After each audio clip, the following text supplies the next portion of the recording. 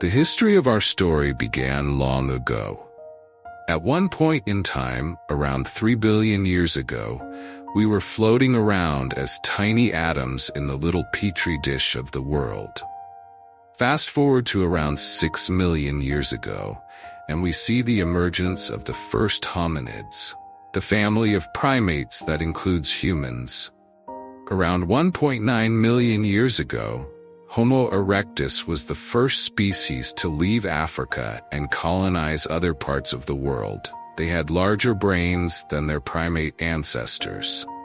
Around 400,000 years ago, we find the first evidence of the Neanderthals.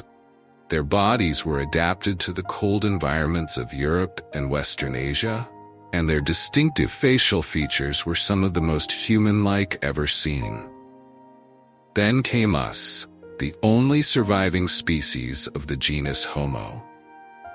But how did Homo sapiens rise to global dominance? Through the mechanism of civilization. We begin our story in the fertile lands of Mesopotamia in 4000 BCE, nestled between the great Tigris and Euphrates rivers in the Sumerian city of Uruk.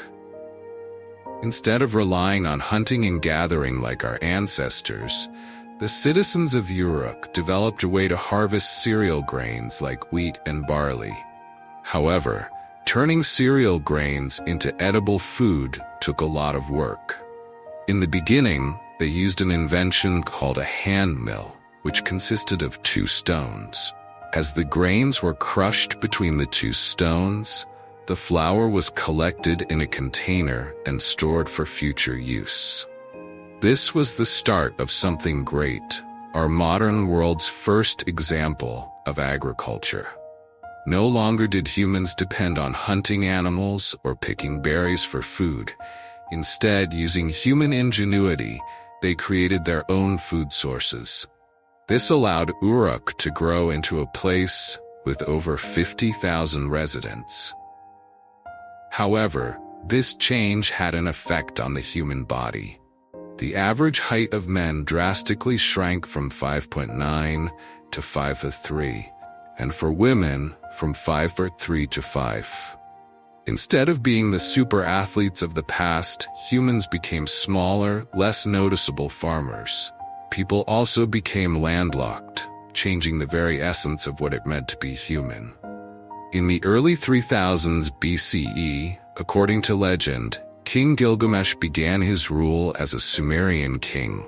One of the world's earliest poems, the Epic of Gilgamesh, describes Gilgamesh's quest for immortality.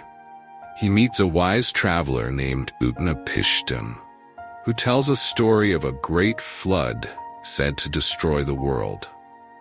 Towards the end of the poem, Gilgamesh says, "Life, which you look for, you will never find. For when the gods created man, they let death be his share and life withheld in their own hands." However, by the end of the 3000s BCE, the Akkadians ousted the Sumerians. Sargon the Great took power and conquered all of Sumeria. Meanwhile, in the Indus Valley, in modern-day Pakistan, a new civilization was growing. The Indus Valley Civilization 3300 and 1300 BCE was most notable for its highly advanced toilet system. The toilets were built with a seat and a chute that led to an underground drainage system. The sewage was then carried away from the homes through a network of covered drains, preventing the spread of disease. The waste was treated and disposed of outside of city limits, helping to keep the cities clean and hygienic. Meanwhile, in Egypt, people were more consumed with building pyramids than with basic human plumbing. This was because, in ancient Egyptian religion, it was believed that when a pharaoh died in the physical world, his spirit would continue to live on in the afterlife, where he would continue to rule in perpetuity and be worshipped by the living. Inside these pyramids, the pharaoh's body was carefully mummified, a process believed to preserve his physical form and help ensure his spirit's journey to the afterlife. The pyramid was also filled with offerings and treasures intended to provide the pharaoh with the resources he would need in the afterlife. Every pharaoh wanted to ensure their immortality, succeed in the afterlife, and be worshipped forever. This is why it was of utmost priority for Egyptian pharaohs to build pyramids for themselves when laid to rest. It all started when Pharaoh Djoser, 2667 to 2648 BCE, built the step pyramid at Saqqara, followed by Sneferu, 2613 to 2589 BCE, who constructed several pyramids, such as the Bent Pyramid and the Red Pyramid. Then came Pharaoh Khufu, 2589 to 2566 BCE, who built the famous Great Pyramid of Giza in a labor-intensive 20-year process, one that the world still marvels at today. Khufu was then followed by the pharaohs Khafre and Menkaure, who built the slightly smaller second and third pyramids of Giza, respectively. Meanwhile, in China, around the year 2100 BCE, the first Chinese dynasty was emerging. Like the people of Mesopotamia, the Chinese were heavily reliant on agriculture, producing rice, wheat, and barley, among other crops. However, as legend has it, the Yellow River would frequently flood, destroying crops and leading to massive famine and suffering. But all was not lost. For Yu the Great was on his way. Yu was so distraught by this problem that he spent years traveling up and down the Yellow River, seeking a solution. He found ways to divert the river by building levees and dikes to regulate the waterways. After 13 years of hard work, the floods could no longer wreak havoc on the land. The people were overjoyed, and Yu was hailed as a savior. This was the beginning of the first Chinese dynasty, the Xia dynasty. Though the accuracy of this tale is questioned by historians, it establishes an important precedent: the idea that power should follow one's merit. An individual who deserves absolute power shall have absolute power. This idea would shape the world for years to come and inspire the people of ancient China to follow him, creating the first Chinese dynasty. While back over in Mesopotamia, around 1772 BCE, a Babylonian king named Hammurabi created the basis of the legal system as we know it today. Hammurabi ordered the creation of a 7-foot-tall, 2-foot-wide stone slab. Written on it was a system of 282 laws that each citizen of his kingdom was to follow. These included various laws, such as Law 1. If a man brings an accusation against another man, charging him with murder but cannot prove it, the accuser shall be put to death. Law 196. If a man destroys the eye of another man, they shall destroy his eye. Law 197. If he breaks another man's bone, they shall break it. Law 199.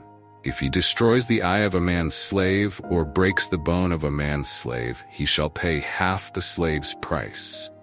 What King Hammurabi did was create a society based on laws. He laid out strict rules, placing people into certain castes with different values. Everyone was worth a different amount based on their class in society. There was no illusion of equality in ancient Babylon. Instead, it was quite clear that the value of a noble's bone was worth more than a plebeian's, which in turn was worth more than a slave's. This hierarchical system is a concept we continue to see throughout history. Meanwhile, in modern-day Turkey, a lesser-known civilization rose to power: the Hittite Empire. Under the charismatic rule of the leader Labarnus, 1680 to 1650 BCE, the Hittites were united under a single rule. Labarnus led his army from city to city, conquering neighboring city-states and making alliances with their leaders. He was a shrewd diplomat and used his diplomatic skills to win over the hearts and minds of the people. Eventually, Labarnus became the ruler of all the Hittite city-states and established the empire. He was a just and fair ruler, loved by his people. Under his rule, the Hittites prospered, and their territory expanded, bringing them closer to their neighbors in Egypt. Meanwhile, in modern-day Greece, a collection of city-states emerged on the European continent. Mycenaean Greece, 1600 BCE to 1100 BCE, was dominated by an elite warrior society and consisted of a network of palace-centered states with rigid hierarchical political, social, and economic systems. At the head of this society was the king. However, unlike a unified civilization, each city operated independently. A city-state is a city that, with its surrounding territory, forms an independent state. The development of city-states such as Troy, Mycenae, and Pylos brought about the first remnants of the Greek written language, known as Linear B, the earliest record of any Indo-European Greek writing we have today. Back in Egypt, a different kind of social pyramid was being created, the Egyptian social pyramid. Like the Great Pyramid of Giza, it was wider at the bottom and narrower at the top. At the bottom lay the peasants and slaves, who were responsible for all manual labor. They worked the land, farming day in and day out to produce food for all of Egypt. When the farming season ended, they were put to work on the pharaoh's massive building projects, including the construction of pyramids. Above the slaves were the artisans, who were the stonemasons, plasterers, and sculptors that created the elaborate art Egypt is known for today. Above them came the merchants, who spent their days navigating the Nile, trading gold, papyrus, and linen to anyone who could afford it. These merchants were well respected and often made a healthy profit. Next came the scribes, who attended specialized schools to master the language of ancient Egypt. In practical use, these scribes took account of the stores of food, recorded various tax documents, and even documented the daily lives of the pharaoh. After the scribes came the soldiers, who were tasked with protecting the Egyptian empire. They dedicated their lives to defending or making preemptive strikes against their enemies, and were generally well fed. Near the top were the bureaucrats, high-ranking government officials who managed essential tasks. Among them were the viziers, who handled the logistical responsibilities necessary to run the civilization. The priests oversaw the temples to ensure the gods were well cared for, while the nobles managed specific regions of the empire and maintained order within them. At the very top was the pharaoh, the king, and mediator between the gods and the world of men. The pharaoh's will was supreme, and all were expected to obey.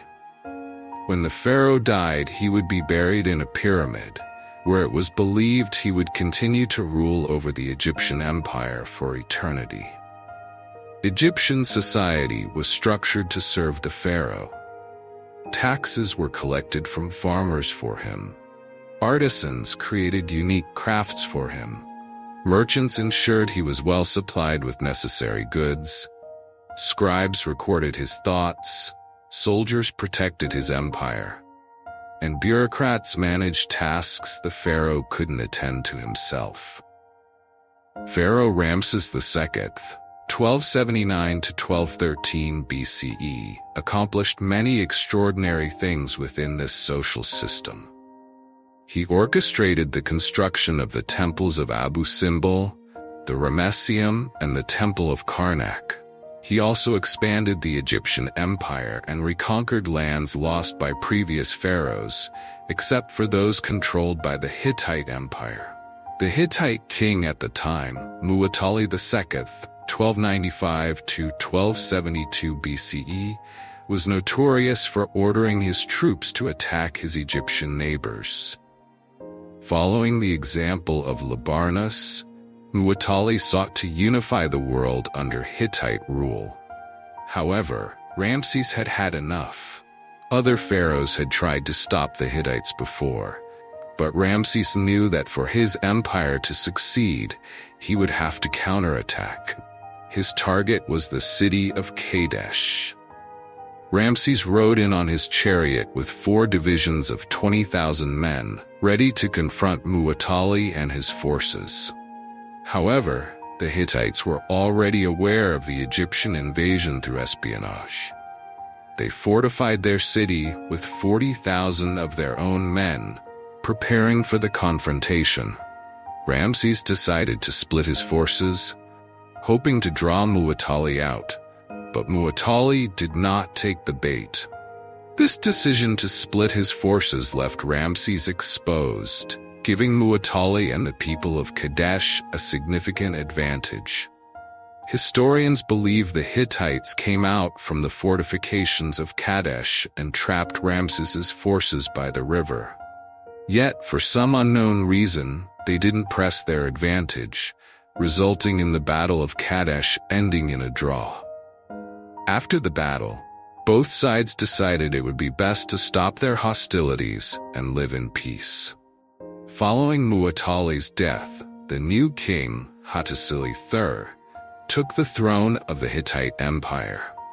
In the year 1258 BCE, through the means of messengers, Ramses and Hattusili signed the first known peace treaty. The treaty read, in part, Ramses, the great king of the country of Egypt, shall never attack the country of Hatti to take possession of a part of this country, and Hattusili, the great king of the country of Hatti, shall never attack the country of Egypt to take possession of a part of that country.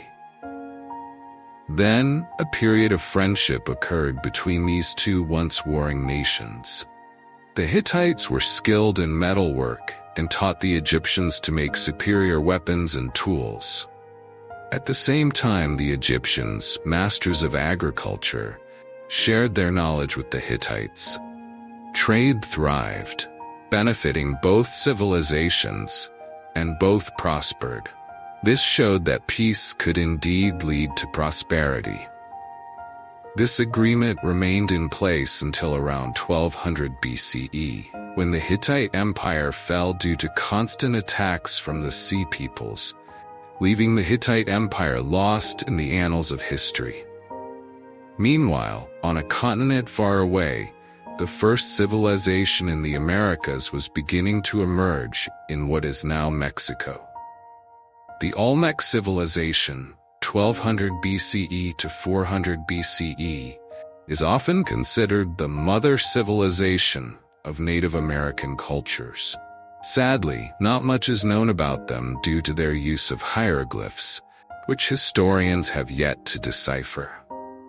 One of the few remnants we have are 17 colossal stone heads. In Mesoamerican culture, it was believed that the head alone could contain an individual's emotions, experiences, and soul. While we may not know the names of their leaders like those of Ramses and Hammurabi, looking into the eyes of a stonehead allows us to feel their presence, and in a way, they remain immortal, enshrined in history for us to one day discover who they were. In the East, the Zhou dynasty, 1046 to 256 BCE in China, was taking its stride. The dynasty gained power due to the failures of the less critical Shang dynasty and believed in the concept of the mandate of heaven. This concept resulted in 4 principles that would shape the Chinese dynastic structure for centuries. 1. Heaven grants the emperor the right to rule. 2. Since there is only one heaven, there can only be one emperor at any given time. 3. The emperor's virtue determines his right to rule. And 4. No dynasty has a permanent right to rule. A dynasty could lose the mandate of heaven if it failed to govern justly, and heaven would send signs, such as droughts, famines, floods, and earthquakes, indicating that it had lost the blessing from above. This is how the Shang dynasty fell, allowing the Zhou dynasty to grow in prominence. The Zhou dynasty introduced a new style of government and the system of feudalism, leading to another social hierarchy. At the bottom were the peasants, who were tied to the land and tasked with producing crops for the empire. Next came the soldiers, whose duty was to protect the land from foreign invaders. Above them were the lords, who owned the land and received a portion of the peasants' crops as taxes, passing a share of these crops to the king, the ultimate authority over the empire. This system led the king to accumulate wealth while the majority labored to support him. Why, one might ask, would people accept a life of farming day in and day out? There were two main reasons for this. The first was necessity. It required many people to feed both the empire and their own families. The second was philosophy.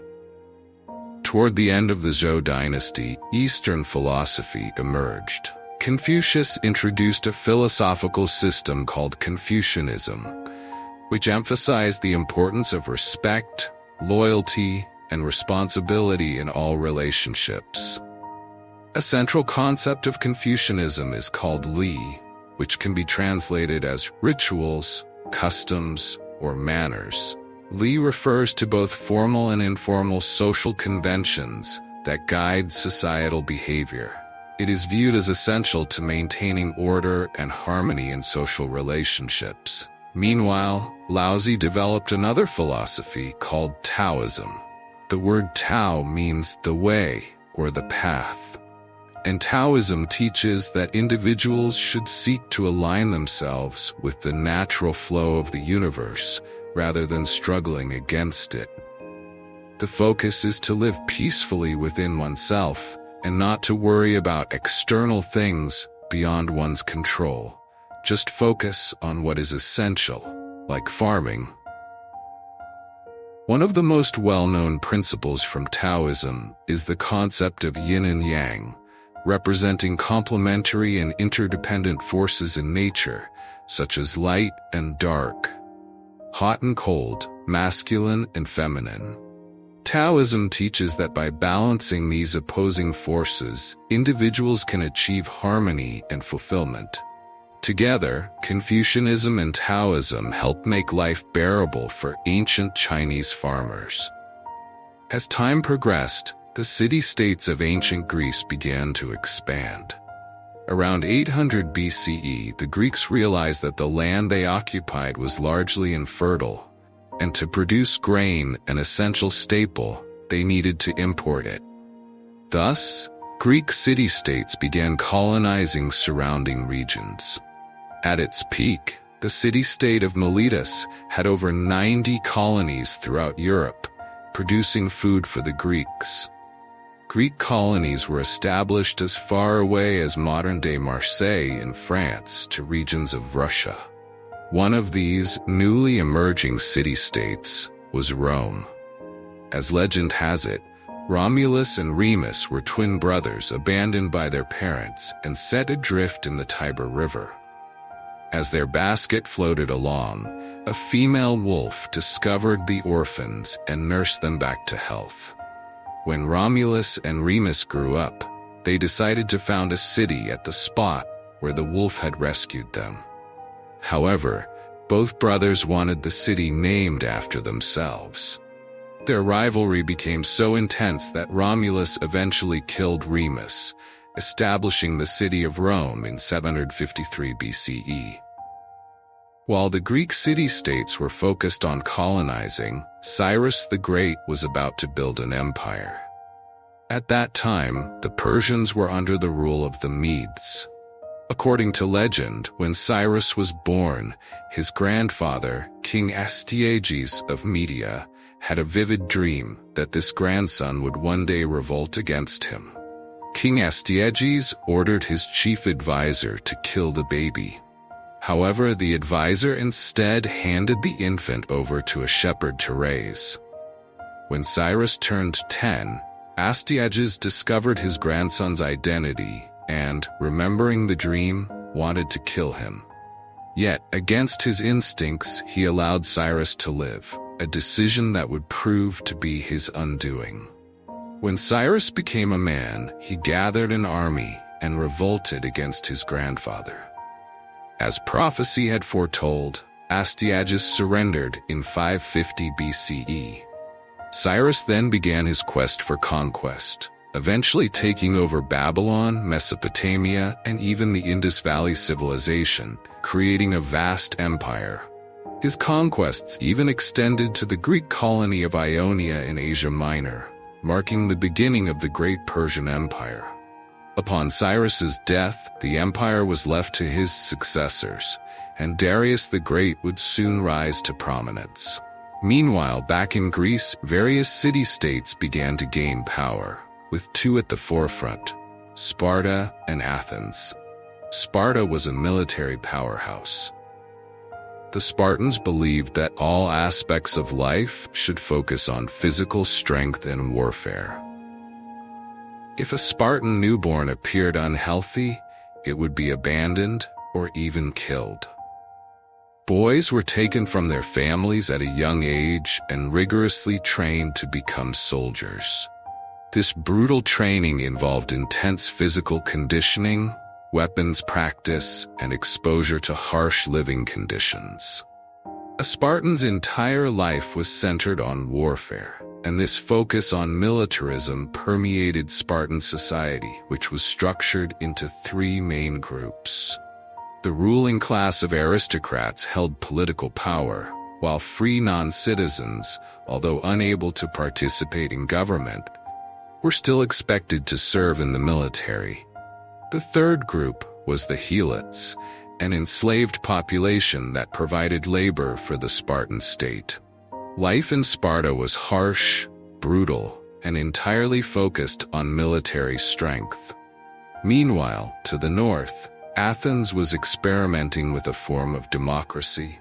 Athenian democracy was a complex system with two primary branches, the Council of 500 and the Assembly. The Council of 500 was selected randomly through a process known as sortition. Athens was divided into 10 tribes, each responsible for supplying 50 citizens to serve on the council for 1 year, chosen by lot. Each eligible citizen received a personalized token, which was placed into a machine called a kleroterion, a device with tubes and balls that randomly selected 50 representatives from each tribe. In the assembly, every Athenian citizen had the right to vote, though citizenship was restricted to males born to Athenian parents and excluded slaves. The Council of 500 created agendas for the assembly, where over 30,000 citizens could vote on various issues, including the appointment of generals, legislative decisions, and other bureaucratic matters. To keep order, 9 presidents were appointed each morning before an assembly meeting to ensure that rules were followed and that bribery was minimized. Not everyone, however, approved of this system of direct democracy. The philosopher Plato found it deeply flawed. In his book The Republic, Plato criticized democracy, arguing that governance requires expertise. He wrote that a skilled navigator must understand the stars, winds, seasons, and the sky to guide a ship properly, suggesting that governance, too, demands specialized knowledge. Plato questioned how much an ordinary citizen could contribute to the state, or how wise decisions could come from random selection. Instead, Plato advocated for the idea of a philosopher king, someone who, through a life of study in wisdom, logic, and justice, would be best suited to rule. He famously wrote, "There will be no end to the troubles of states or of humanity itself, till philosophers become rulers, or rulers become philosophers, and political power and philosophy come into the same hands." One challenge with Plato's vision of the philosopher king is that nearly every leader sees themselves as wise and enlightened, often assuming they alone know what's best. From H. the Great in China, to Labaris of the Hittite Empire, to Prince Siddhartha Gautama of the Kingdom of Magadha in India, rulers throughout history have held themselves in high regard. In the Indian kingdom of Magadha, a spoiled prince named Siddhartha Gautama, 500 BCE, grew up surrounded by luxury. Inside the palace, he had everything: jewels, wealth, the finest goods. His life was a utopia without want or worry until the day he stepped outside the palace grounds for the first time. What he saw changed him profoundly. Right in front of him was an elderly man dying in the street. This encounter shattered his belief in a perfect, blissful existence.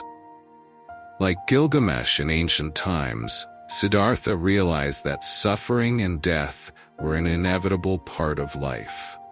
Leaving his privileged life behind, Siddhartha set off on a journey for knowledge and enlightenment. He studied under spiritual teachers and meditated for years, seeking answers to life's most profound questions. After 6 years, he sat beneath a fig tree and meditated deeply, finally reaching enlightenment. Enlightenment, as he experienced it, was a state of inner peace and connection to a universal consciousness beyond the ego. From that moment, he was known as the Buddha, the awakened one, and he would spend the rest of his life traveling and sharing insights on the path to inner peace. Meanwhile, Darius the Great of Persia was determined to expand his empire. Following his conquest of the Greek city-state of Ionia, Darius marched on Athens with 20,000 troops. In 490 BCE, his forces reached Marathon, a city 26.2 miles from Athens. The Athenians, though outnumbered with only 10,000 soldiers, exploited a moment of Persian disorganization. Greek hoplites, with their powerful phalanx formation, quickly routed the weaker Persian foot soldiers, attacking the flanks before turning to the center. The Persians, losing 6,400 men compared to Athens's 192, retreated to their ships. A Greek messenger named Pheidippides ran the 26.2 miles from Marathon to Athens to announce their victory, exclaiming, "We have won." This feat was later commemorated as the First Marathon. Although the Persians were repelled, they were not finished. Darius's son, Xerxes I, continued his father's mission. In 480 BCE, he assembled a massive invasion force, determined to conquer Greece. At the narrow pass of Thermopylae, Spartan King Leonidas stood with 7,000 Greek soldiers to defend against Xerxes' 100,000-strong Persian army. Knowing his forces were vastly outnumbered, Leonidas devised a daring plan to launch a surprise attack on the Persian camp, disrupting their formation and catching them off guard. Despite their valiant effort, the Greek defenders were eventually overwhelmed. The tide of the war, however, shifted at the Battle of Salamis. In a decisive naval confrontation between the 500 Persian triremes and 300 Greek triremes, the odds seemed stacked against the Greeks. But the Athenian general Themistocles devised a strategy to lure the Persian fleet into the narrow straits of Salamis. There, the Persian ships were trapped and overwhelmed by the agile Greek fleet. Themistocles' victory at Salamis proved pivotal, turning the tide of the war in Greece's favor and cementing Greek resistance against Persian conquest. The Persians were still determined to conquer the Greek city-states. Xerxes had returned to Persia, leaving his general Mardonius in command of the Persian forces. After diplomatic talks broke down, the Persians launched an attack on Plataea. Sensing the urgency of the situation, 30 Greek city-states formed an alliance, mustering a massive force of 110,000 hoplites against Persia's estimated 150,000 troops. The Battle of Plataea was fierce and intense. The Greek hoplites proved effective against Persian cavalry and archers, and they took advantage of the terrain by fighting on a slope, which helped counterbalance the Persians' numerical advantage. Ultimately, the Greeks achieved a decisive victory, dealing heavy losses to the Persians, including the death of Mardonius. This victory marked the end of the Greco-Persian Wars, effectively ending the Persian threat to Greece. In the aftermath, Greece entered a golden age. Athens, free from the immediate threat of war, focused on cultural and architectural achievements, such as constructing the Parthenon. Built atop the Acropolis, this majestic temple overlooks Athens, showcasing the city's wealth and artistic prowess. The rise of theater also marked this period. The state sponsored poets and playwrights, like Sophocles, Aeschylus, and Aristophanes, to create dramas and comedies for the city Dionysia, a festival dedicated to the god Dionysus. Yet rivalry simmered. Athens created the Delian League, while Sparta formed the Peloponnesian League, each vying for control over smaller city-states. By 434 BCE, tensions erupted into the Peloponnesian War. Naval battles ensued, such as the Battle of Sybota and the Battle of Pylos, with temporary peace achieved in 421 BCE. However, the truce was short-lived. Athens soon turned its ambitions towards Sicily, initially making headway by forming alliances and winning minor skirmishes. But the campaign faltered when Alcibiades, a skilled Athenian general, was recalled to face charges of sacrilege. Without his leadership, the expedition unraveled, as the fortified city of Syracuse, aided by Spartan reinforcements, resisted the Athenian siege. Plagued by disease and a lack of supplies, the Athenian fleet ultimately fell in a decisive battle. Thousands of Athenian soldiers were killed, with many captured and enslaved. Within a decade, Athens surrendered to Sparta.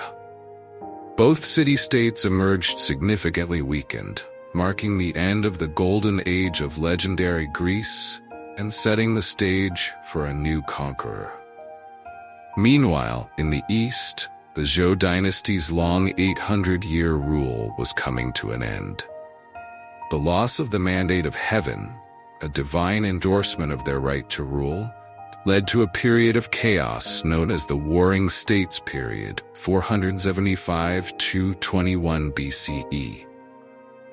During this time, the philosopher Han Feizi introduced legalism, a belief that people act mainly out of self-interest and that a strong ruler must enforce order through clear rewards and punishments.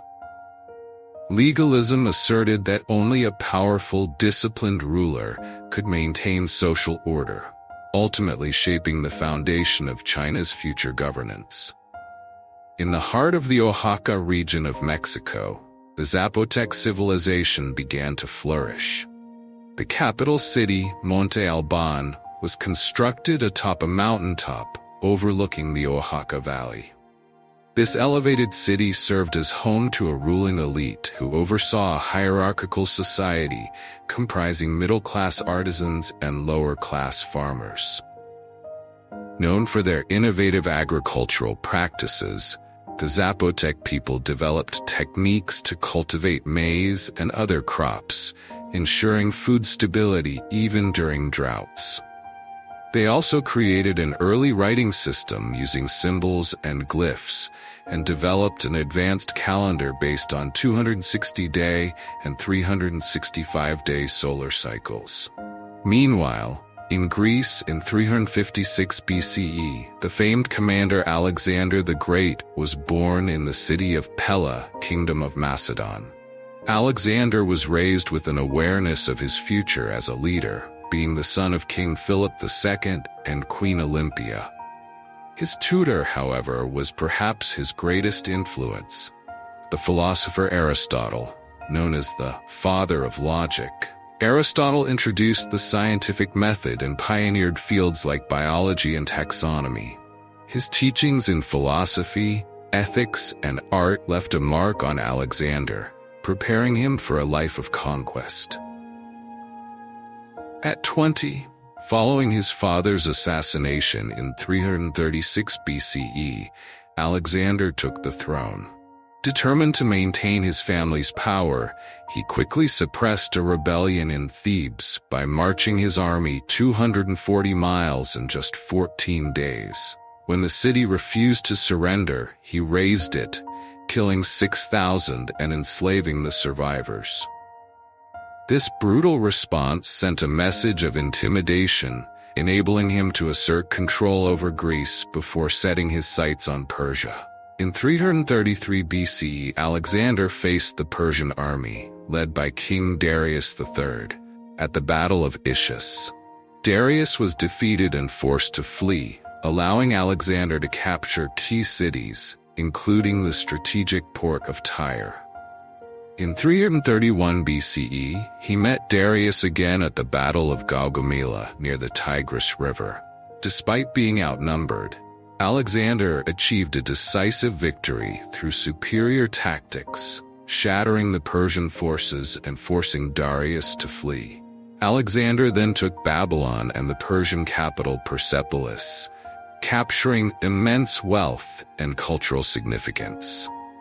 Undeterred, Alexander pressed eastward, winning battles across modern-day Iran and Afghanistan.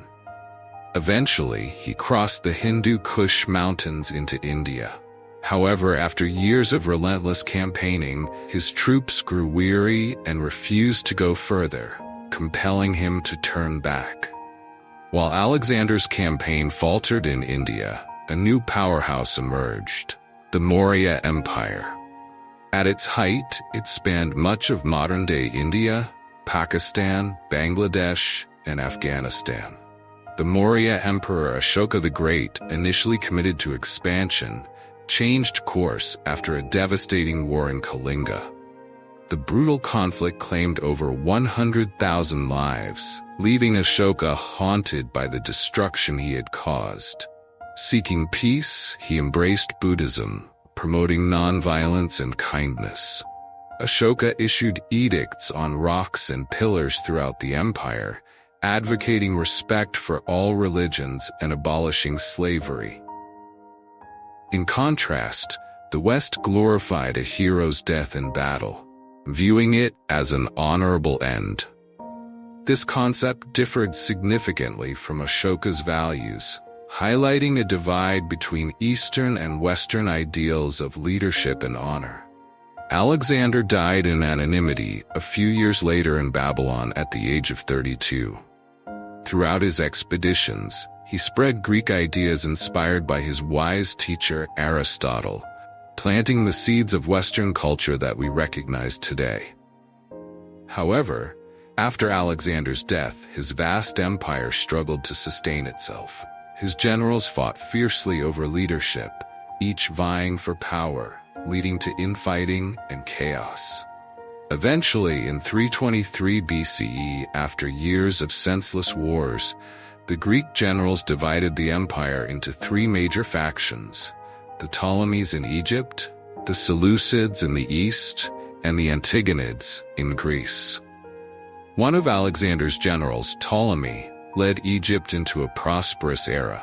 Inspired by his former leader, Ptolemy built the Library of Alexandria, which became a hub for intellectual scholarship.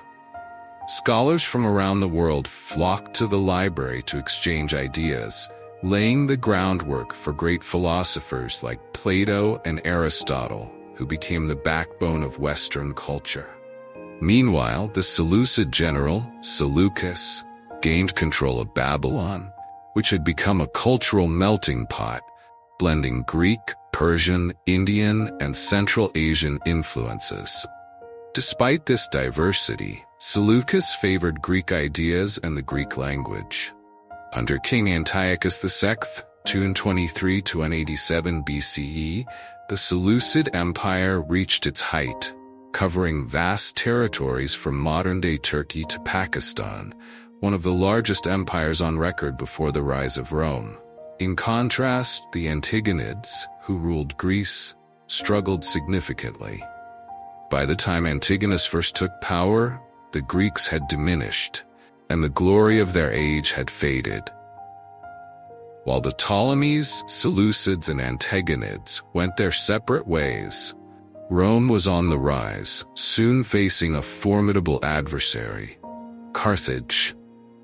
Both Rome and Carthage coveted the city-state of Messina on the island of Sicily, as it would provide either civilization a strategic foothold in the Mediterranean.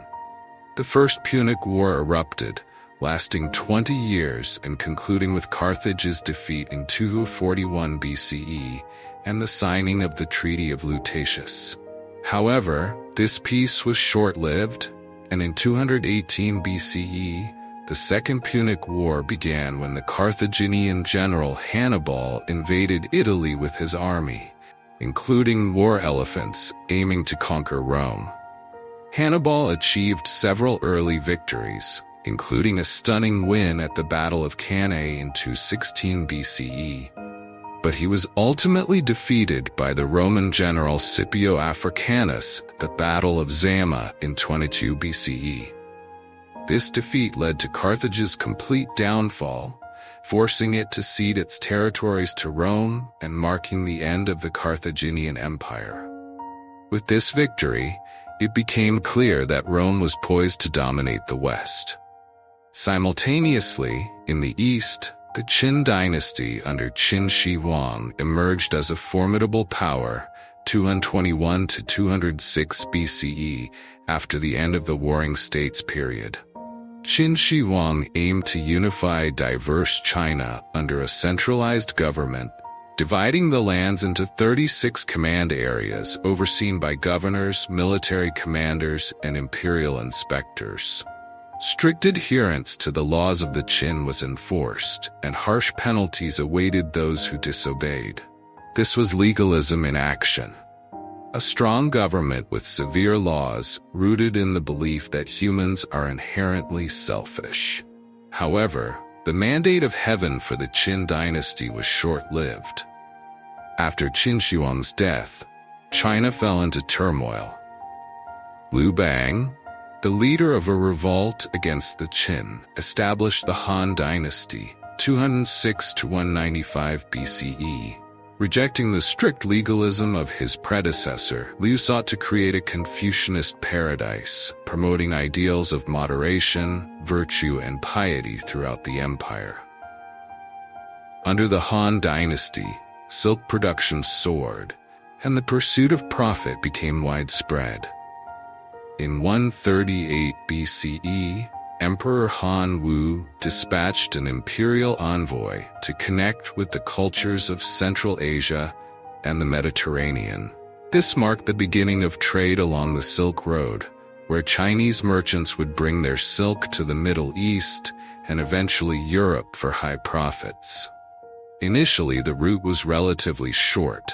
In 97 BCE, Ambassador Zhang Qian was sent to Rome bearing gifts of silk for the empire. However, he could only travel as far as Mesopotamia, having been misinformed by the Parthians, the dominant empire in Iran at the time, who told him that the journey would take years. In reality, the journey would have been much shorter. But the Parthians sought to maintain their position as middlemen in the trade. They did not want China and Rome to establish contact. creating a system of three empires squeezed against each other. Rome in the west, the Parthians in the center, and China in the east. By 86 BCE, Greece, already weakened by the conquests of Alexander the Great, became a target for the Roman Empire. General Lucius Cornelius Sulla led an army of legions to the forefront of Athens, besieging the city for several months and brutally torturing its citizens. When Athens finally fell, Sulla ordered his soldiers to loot and pillage the city, destroying many important cultural treasures. This takeover cemented Rome's status as a superpower, diminishing Athens' once great power. In 63 BCE, General Pompey was tasked with capturing Jerusalem and the region of Galilee. The Romans quickly overran the cities, placing Galilee under Roman rule, which included a small village called Nazareth. The Roman desire for expansion did not end there. In 58 BCE, Julius Caesar was appointed governor of the Roman province of Cisalpine Gaul, located in northern Italy, with the express mission of conquering the rest of the Gauls. At the time, the Gauls were a collection of Celtic tribes living in what is now France, Belgium, and parts of Switzerland, Germany, and Italy. Caesar's task was to subdue these tribes, who were determined to maintain their independence and united under the leadership of Vercingetorix, in a last-ditch effort to resist Roman control. As Caesar brought his troops to Alesia in 52 BCE, war erupted. Alesia was fortified with a double wall and a ditch, and Vercingetorix had gathered a large force of Gallic warriors inside the town. Meanwhile, Caesar had assembled a sizable Roman army outside the walls. Recognizing that a direct assault would be complex, Caesar surrounded the Gallic forces and began a siege to starve them into submission. He ordered the construction of a series of fortifications around Alesia, including a circumvallation wall encircling the town and a second wall facing outward to defend against any attempts to break out. Over several weeks, the siege was grueling, with both sides suffering heavy losses.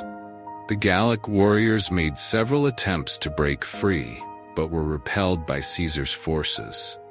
The tide of battle turned when a second Gallic army, led by Vercingetorix's ally Commius, attempted to relieve the siege. Caesar quickly dispatched a detachment of his forces to intercept the Gallic reinforcements. After a fierce battle, the Romans emerged victorious. Facing starvation and surrounded, Vercingetorix was forced to surrender. He emerged from Alesia and offered himself as a prisoner to Caesar, effectively ending Gallic resistance to Roman rule. Over the next 2 years, Caesar continued to conquer the Gallic Empire, integrating it into Rome. Many Gauls were granted Roman citizenship, but the Senate was unhappy with Caesar's growing popularity and power. They called upon him to resign his command and disband his army or risk being declared an enemy of the state. This ultimatum left Caesar with a crucial decision: comply with the Senate or ignore their command, igniting a bloody civil war. Roman law at the time prohibited any general from crossing the Rubicon River with a standing army and entering mainland Italy without the Senate's explicit permission. To do so would be treason. Crossing this small stream would reveal Caesar's intentions and mark his point of no return. Civil war was imminent as Caesar and his army marched forth. After crossing the Rubicon, battles in Carinium and Feralis demonstrated to the Senate that Caesar was a worthy adversary. Consequently, the Roman Senate appointed his son-in-law, Pompey, to lead the Roman forces against him. Both sides recognized the strategic importance of Spain as a vital link between Italy and the rest of Europe. The two armies clashed near the town of El in northeastern Spain. Despite being significantly outnumbered, Caesar leveraged his superior military tactics and training to gain the upper hand in battle. After several days of intense fighting, Caesar emerged victorious, forcing Pompey's forces to retreat and declaring Caesar the new leader of Rome. Upon his return to Rome, the crowds chanted, "Hail Caesar! Hail Caesar!" The people declared him dictator of Rome for life. Caesar immediately set to work implementing a series of reforms and policies aimed at improving the lives of ordinary Romans and strengthening the central government's power. He ordered the construction of new infrastructure, including roads, bridges, and aqueducts, which helped connect different parts of the city and enhance trade and commerce. Additionally, Caesar enacted political and social reforms, granting citizenship to many people living in the Roman Empire, and establishing new laws and customs based on Roman practices. He encouraged the spread of the Latin language and culture, and instituted the Julian calendar, which forms the basis of the calendar we use today. However, Caesar's reign was short-lived. 2 years later, in 44 BCE, he was stabbed to death by two senators, Cassius and Brutus. The assassination plunged the Roman world into disarray, with factions vying for control in the absence of a strong leader. At just 18 years old, Octavian, Caesar's adopted son, came to Rome to claim his inheritance and assert his place in the political landscape. He quickly allied himself with Caesar's loyal lieutenant, Mark Antony. Together, they defeated Caesar's assassins at the Battle of Philippi in 42 BCE. Tensions soon arose between Octavian and Antony, as both men vied for control of the Roman Empire. In 31 BCE, their forces clashed in the naval Battle of Actium, resulting in Octavian emerging as the clear victor. Antony fled to Egypt with his lover Cleopatra, and the two committed suicide the following year. With Antony's defeat, Octavian became the undisputed ruler of Rome. In 27 BCE, he was appointed Augustus and became the first Roman emperor. During Augustus's reign, a significant figure was born in the Roman-occupied city of Bethlehem: Jesus Christ. The Gospel of Luke states, "In those days a decree went out from Caesar Augustus that all the world should be registered." This was the first registration when Quirinius was governor of Syria, and all went to be registered, each to his own town. Luke 2, 1-3.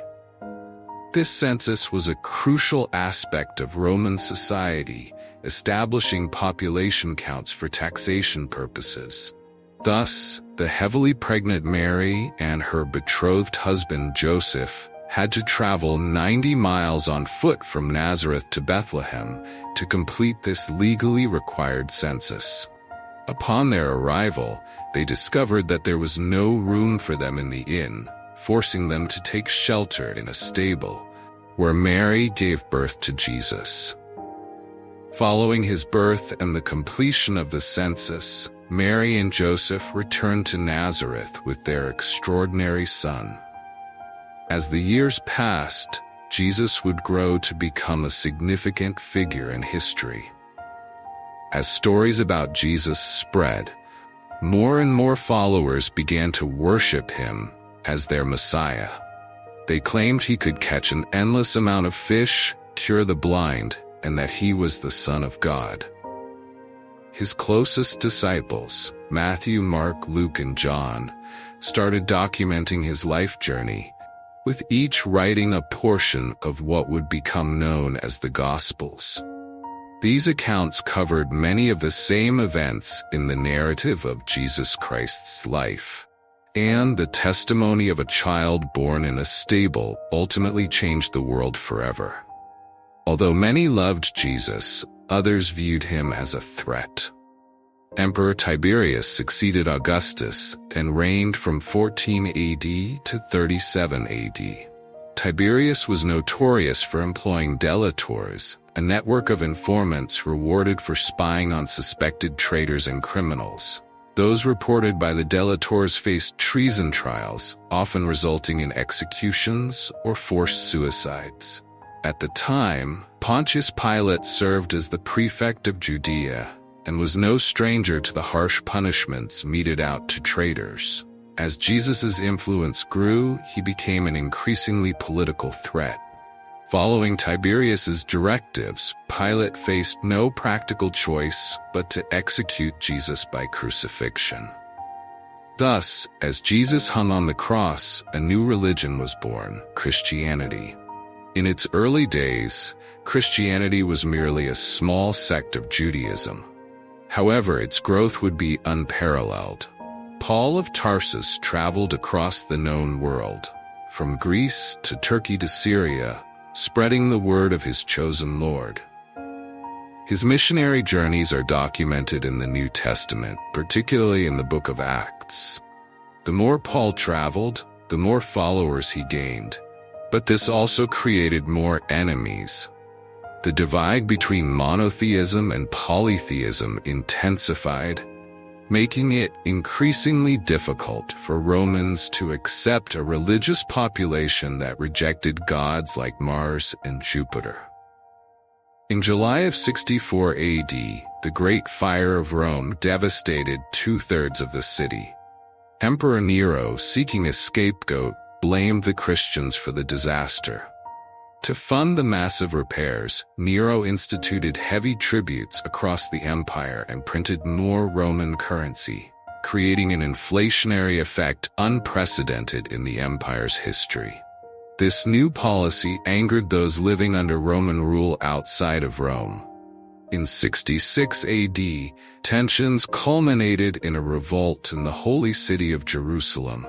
Initially, the first Jewish revolt succeeded, and Jewish forces quickly expelled the unprepared Roman army. The rebels gained traction in neighboring Galilee, prompting Nero to send General Vespasian to confront them.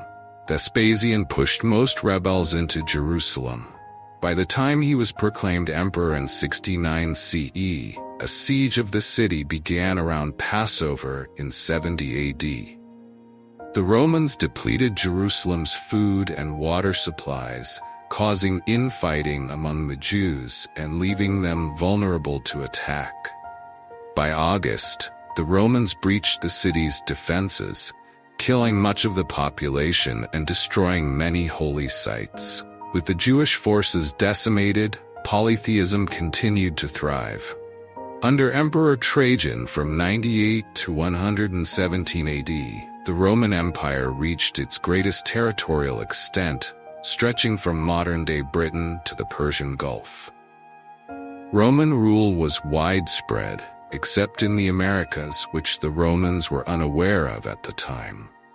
Meanwhile, various civilizations flourished across the Andes in modern-day Peru and Chile. The Moche civilization constructed monumental structures like the Huaca del Sol and Huaca de la Luna, impressive pyramids that served as religious centers. They developed advanced fertilization techniques, using bird droppings as fertilizer, and established a highly centralized government that clearly defined societal roles. Further south, the Nazca civilization remains steeped in mystery, known for their large-scale geoglyphs consisting of hundreds of figures, including geometric shapes, animals, and human-like figures. These were created by removing the dark reddish-brown iron oxide-coated pebbles covering the surface of the Nazca Desert. These geoglyphs are now known as the Nazca Lines, their purpose still shrouded in mystery and subject to various conspiracy theories. Around 100 AD, the Zapotecs began establishing Monte Alban as their capital. This city is one of the earliest examples of urban planning in the Americas. laid out in a grid pattern with main roads and smaller side streets leading to plazas and public buildings. Monte Alban was also divided into different districts, each serving specialized functions such as residential, administrative, and religious areas, allowing it to thrive for 1,000 years. Meanwhile, in Rome, after the end of Trajan's reign in 117 AD, a new emperor emerged with a critical mission. Hadrian was tasked with the nearly impossible job of maintaining control over the vast Roman Empire. He first confronted a crisis in newly colonized Roman Britain. Like their predecessors in Judea, the Roman Britons were unhappy with their Roman overlords, leading to unrest. Hadrian recognized the threat of revolution and ordered the construction of a massive wall, aptly named Hadrian's Wall, which spanned almost coast to coast. This wall served to remind the conquered peoples that the Romans were firmly in control, staving off rebellion in one region. In contrast, things were far from peaceful in Galilee. Simon Bar Kokhba led a rebellion among the Jewish people seeking to free themselves from Roman rule.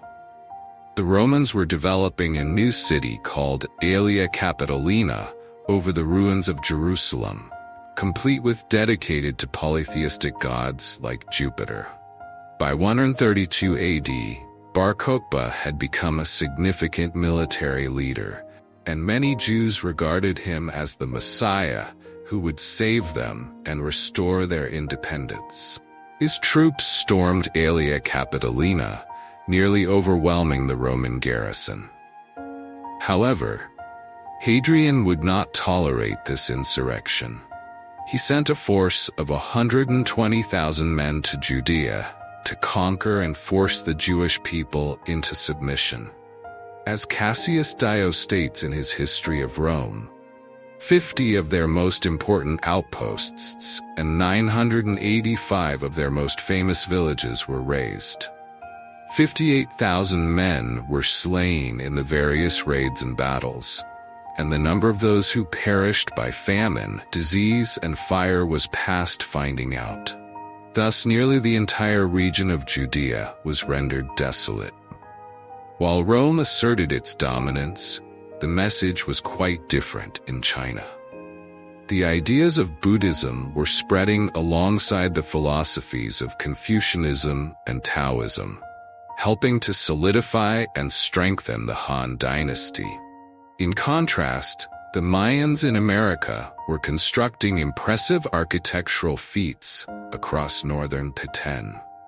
They designed a series of broad temples with wide staircases flanked by enormous stucco masks made of plaster, some incorporating burned and powdered limestone. These stone structures were intricately crafted to represent the faces of deities, believed to capture the souls of the gods and bring them closer to the people. One notable temple, known as E7 Sub, is a pyramid featuring 16 stucco masks, each allowing deeper insights into the souls of these ancient deities. In the Middle East, a new empire was emerging with roots tracing back to the past. A man named Ardashir claimed royal blood linked to Cyrus the Great and asserted that he should be the rightful ruler of the Persian Empire, not the usurpers from the Parthian dynasty. In 224 AD, Ardashir led his forces against the Parthian king, Artabanus I, in a significant battle at Hormozgan. The Sasanian forces, known for their cavalry, defeated the Parthians and captured Artabanus I. Following this victory, Ardashir declared himself king and established the Sasanian Empire. He quickly centralized the government and built a new capital at Ctesiphon on the Tigris River. Ardashir re-established Zoroastrianism as the official religion, which had been suppressed by the Parthians. He also built a powerful military machine consisting of skilled cavalry and archers, expanding his territory by conquering neighboring regions as the Parthians receded. Simultaneously, the Han dynasty was facing its decline, marked by political instability, economic troubles, external threats, internal rebellions, and power struggles. The weakening of central authority allowed regional warlords to seize power. Efforts to address economic issues proved unsuccessful, culminating in a warlord named Cao Cao declaring himself emperor and establishing the Wei dynasty, officially ending the Han dynasty. Back in Rome, Emperor Diocletian, reigning from 284 to 305 AD, confronted the challenge of an unwieldy empire.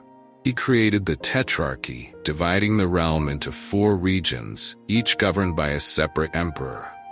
Within this Tetrarchy, there were 2 types of emperors, Augusti and Caesars. Diocletian chose Maximian as his co-emperor, while Galerius and Constantius were appointed as Caesars. However, this system soon spiraled into chaos and anarchy, as each emperor sought power and ambition, culminating in conflict by 305 AD. As power shifted, both Diocletian and Maximian retired, and in 306 Constantius died, leaving only one of the original 4 leaders in the Tetrarchy. This created a power vacuum. Constantine the Great was appointed by his father's army, serving simultaneously as Augustus and Caesar to replace his father. Meanwhile, Maximian's son Maxentius felt he should have been appointed Caesar instead of Valerius Severus. In 307, Maxentius sent his army to force Valerius Severus to surrender. By 308, Galerius appointed Licinius to replace him, resulting in 2 emperors vying for control in the western part of Rome. Constantine ruled over Gaul and Britain, while Maxentius ruled Italy and North Africa.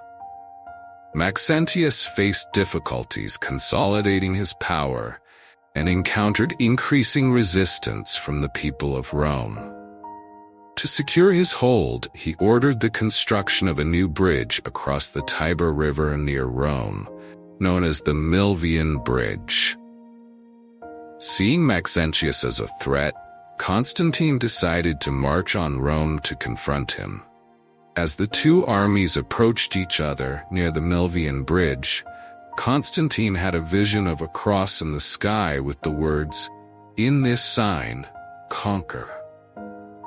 Some accounts suggest this vision was a dream or hallucination, while others believe it was a divine sign. Regardless of its nature, Constantine interpreted it as a promise of victory if he fought under the Christian cross. He had his soldiers paint the symbol on their shields and banners and marched into battle with renewed vigor and confidence. The battle was fierce and brutal, with heavy losses on both sides. Despite having a larger army, Maxentius's troops were disorganized and spread out, allowing Constantine to exploit their weaknesses. He pushed Maxentius's forces back toward the Tiber River, and in the chaos of retreat, Maxentius fell off the Milvian Bridge and drowned.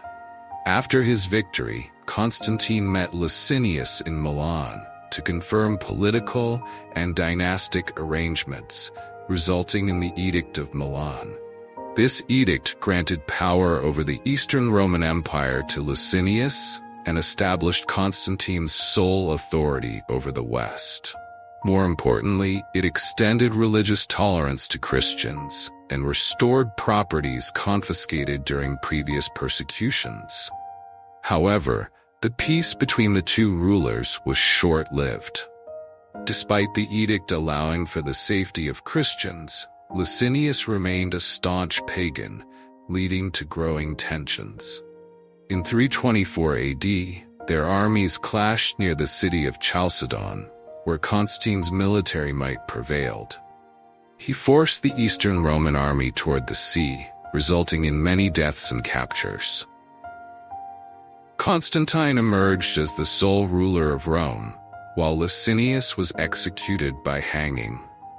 To celebrate his victory, he renamed the Eastern Roman capital from Byzantium to Constantinople. In 325 AD, Constantine presided over the First Council of Nicaea, where 300 bishops established the now famous Nicene Creed, declaring that Jesus Christ was begotten, not made, and of one substance with the Father. Constantine was finally baptized as a Christian on his deathbed in 337 AD. By 370 AD, a new player emerged on the scene.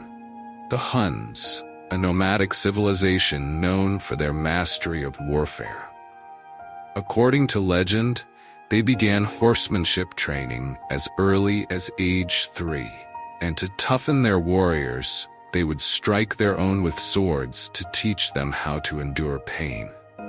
The Huns were a formidable force, and when they crossed the Volga River in 370, they brought devastation. 2 years later, they attacked the Ostrogoths, an Eastern Germanic tribe that frequently harassed the Roman Empire. By 376, the Huns had targeted the Visigoths, forcing them to seek sanctuary within the Roman Empire. As the Huns dominated the lands of the Goths and Visigoths, they earned a new reputation as the New Barbarians and appeared unstoppable. By 395 AD, they began invading Roman territories, with some Roman Christians believing they were devils sent straight from hell. The Huns' invasions were fueled by the death of Theodosius the Great, whose significant achievement as emperor was keeping the Goths and Huns at bay. Upon his death, he split the empire between his two sons, Arcadius in the east and Honorius in the west, making Theodosius the last ruler of a united Rome. With Honorius in charge, the incapable general made Western Rome an easy target for invasion. The Visigoths, seeking a new home, set their sights on Rome. Throughout the early 410s, they raided various Roman cities, culminating in the sack of Rome on August 24, 410. It was the first time in nearly 800 years that a foreign army occupied the city. However, the Visigoths could not maintain control over Rome and continued to ransack Roman territories until establishing their kingdom in 418 in modern-day Spain. The situation in eastern Rome was equally dire, as the notorious Attila the Hun was rising to power. His brutal tactics earned him the title Scourge of God. After a failed peace attempt in 441, Attila and his army stormed through the Balkans and the Danube frontier. Another peace treaty was forged in 442, but Attila attacked again in 443, killing, ransacking, and pillaging his way toward the well-fortified city of Constantinople. However, Attila could not conquer the city due to its formidable walls. Instead, he managed to secure a peace agreement, demanding an annual tribute of 2,100 pounds of gold, a staggering sum. In 451, the Huns invaded Gaul, prompting former enemies, the Visigoths and the Romans, to unite against them. According to legend, the night before the battle, Attila consulted sacrificed bones and foresaw that thousands of his soldiers would fall. His premonition came true during the Battle of the Catalonian Plains. After hours of fierce fighting, tens of thousands lay dead, marking Attila's first and only military defeat in history. Despite this loss, Attila continued his campaign, returning to Italy in 452 and wreaking havoc on Roman cities. In a last-ditch effort, Pope Leo I acted as an emissary between Attila and Rome. Though there is no record of their discussions, it is said that apparitions of St. Paul and St. Peter appeared to Attila, threatening him if he did not negotiate with the Pope. Ultimately, Attila decided to retreat from Italy and return to the Great Hungarian Plain, whether out of fear of the Pope and his saintly allies, or because his troops were stretched too thin and weakened by malaria. However, the struggle for control of Western Rome was far from over. In 476 AD, the young Emperor Romulus Augustulus faced difficulties maintaining his authority, as many Romans considered him illegitimate. The Eastern Roman Empire sent the Germanic general Odoacer and his mercenaries to suppress a revolt by the Roman army. Instead of supporting the Eastern Roman Empire, Odoacer saw an opportunity to seize power for himself. He turned against the Roman government and deposed the last Western Roman emperor, Romulus Augustulus, effectively marking the end of the Western Roman Empire. Following his victory, Odoacer was declared the king of Italy. However, Odoacer's rule was short-lived. In 493, Theodoric the Great of the Ostrogoths, with the support of Eastern Roman Emperor Zeno, invaded Italy and established the Ostrogothic kingdom, sending Odoacer to meet his fate. While Europe descended into a dark age, India under the Gupta Empire entered a period of mathematical and scientific flourishing. Great mathematicians like Brahmagupta began using zero as a placeholder and developing various solutions for mathematical equations. The astronomer Aryabhata calculated the circumference of the Earth and demonstrated that it was round long before this idea gained global acceptance. Aryabhata also devised methods for calculating pi, and square roots, with his crowning achievement being the concept of an asymptote, a line that approaches a curve but never touches it. In Europe, the Franks, under the leadership of Clovis I, were engaged in conflict with the Alemanni, another Germanic tribe. Tensions between the two groups were escalating. In 496 AD, during the Battle of Tolbiac, Clovis led his forces against the Alemanni in a fierce struggle for power and territory. As the Alemanni began to push the Franks to defeat, Clovis called out to the Christian God for assistance, promising to convert to Christianity if he emerged victorious. According to legend, a sudden thunderstorm allowed the Franks to regroup and launch a successful counterattack against the Alemanni. The battle ended in a decisive victory for the Franks, and Clovis kept his promise, converting to Christianity. This act solidified the role of Christianity in the Frankish kingdom. While the Western Roman Empire fell, the Eastern Roman Empire began to evolve. Many historians argue that the Eastern Roman Empire, based in Constantinople, should still be considered part of Rome. However, it is undeniable that under Emperor Justinian, the Eastern Empire would enter a new chapter of its history, known as the Byzantine Empire. Under Justinian's leadership, the empire expanded to include regions such as Italy, North Africa, and even parts of Spain. He also commissioned a team of legal scholars to codify all Roman laws, resulting in the Corpus Juris Civilis, which became the foundation of modern European law. Additionally, Justinian commissioned the world-renowned Hagia Sophia in Constantinople, a cathedral adorned with intricate mosaics and marble decorations, which became the center of the Eastern Orthodox Church. At the same time, in the small town of Mecca, a nomadic tribe called the Quraysh gave birth to a man who would change the religious landscape: Muhammad. Orphaned at an early age, Muhammad was raised by his grandfather and later his uncle. As he grew up, he worked as a merchant, earning him the nickname Al-Amin, meaning the trustworthy. In 610, during a pilgrimage, Muhammad meditated in a cave on Mount Jabal al-Nur when the angel Gabriel appeared to him, delivering the first revelation of God. Recite in the name of your Lord who creates man from a clot. These words became the opening verses of Surah 96 of the Quran. Initially reluctant to share this revelation, Muhammad soon began to gather a small following, which was met with mockery from the pagans of Mecca. When he denounced idol worship, the leaders of Mecca recognized the threat he posed. Facing resistance, Muhammad and his followers were forced to emigrate to Medina, a city 260 miles away.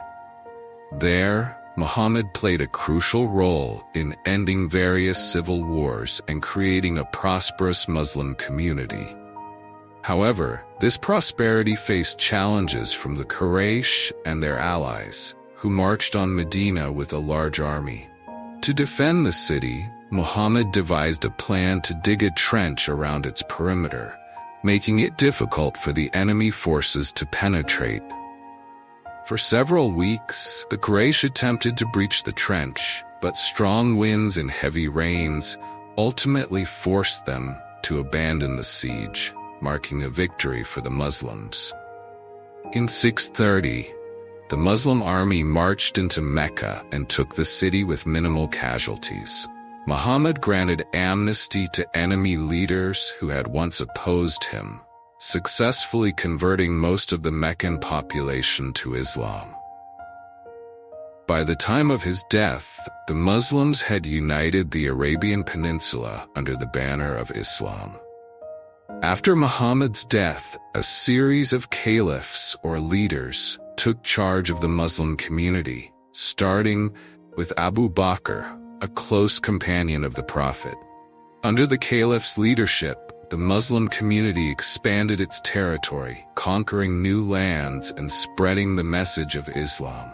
Abu Bakr focused on the Byzantine Empire's provinces in Syria, capturing crucial cities such as Damascus and Jerusalem. In 636, Arab forces invaded the Sasanian Empire, taking over its capital city in 637, effectively marking the end of the Sasanian Empire. The Arab forces continued their advance into Egypt, where, after years of fighting, they successfully defeated the Byzantines and captured the city of Alexandria in 642 AD, economically crippling the Byzantine Empire.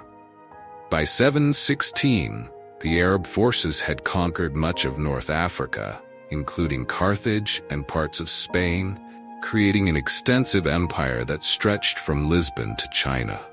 After consolidating their hold on the Iberian Peninsula, the Arabs launched raids into neighboring Francia, modern-day France. In 732 AD, they initiated a significant invasion to expand their territory northward.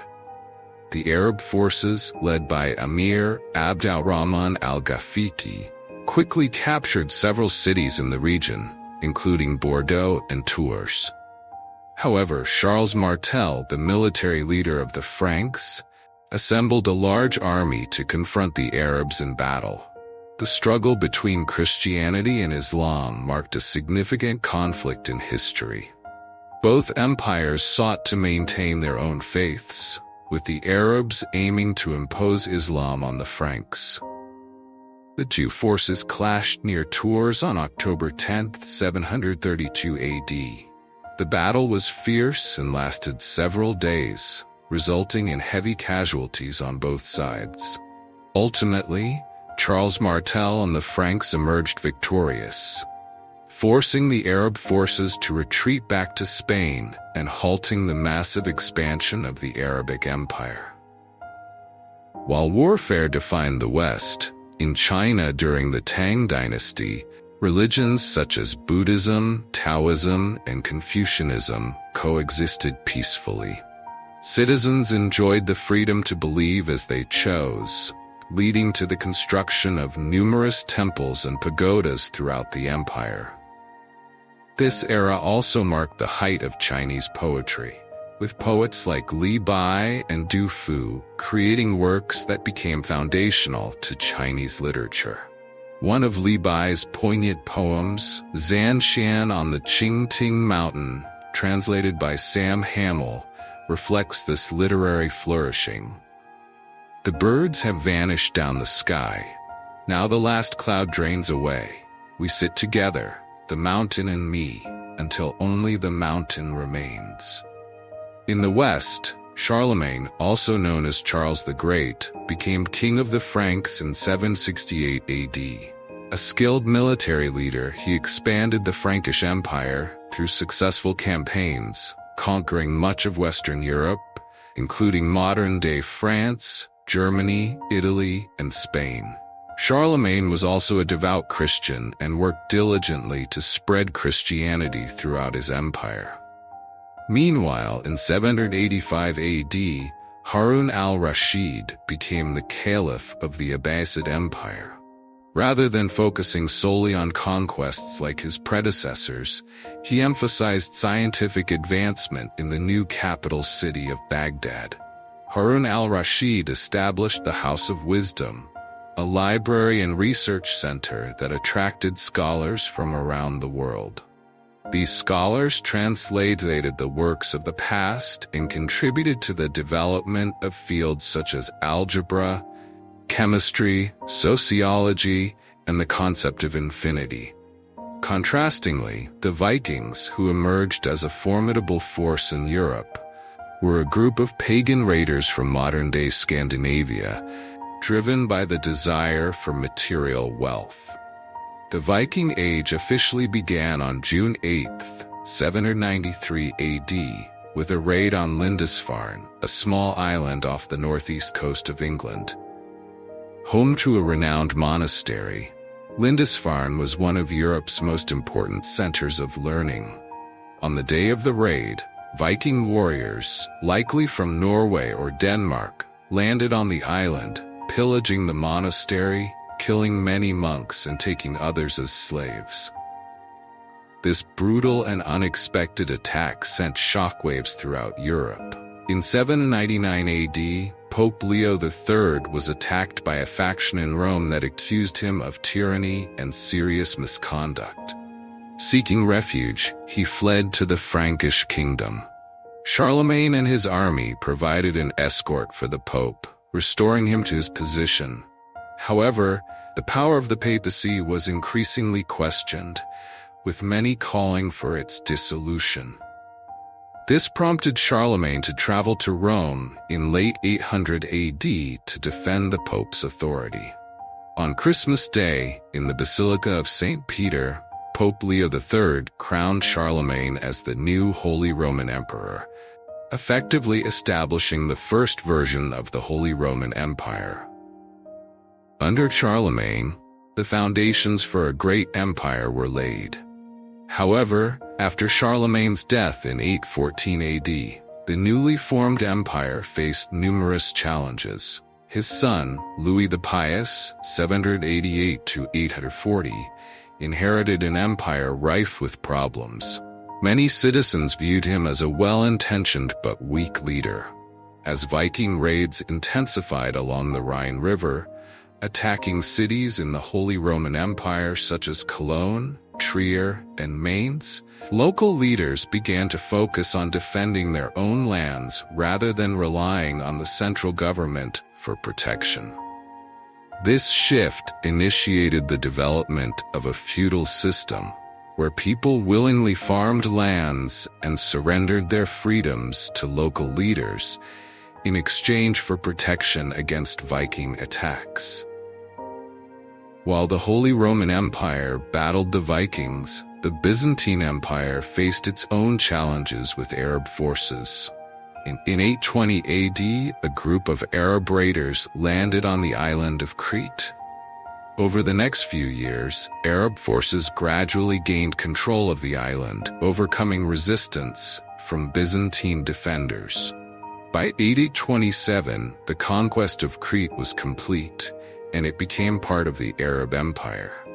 A similar pattern followed in Sicily and Sardinia, where Arab forces landed in 827 and quickly gained control over much of Sicily before moving on to conquer Sardinia in 828.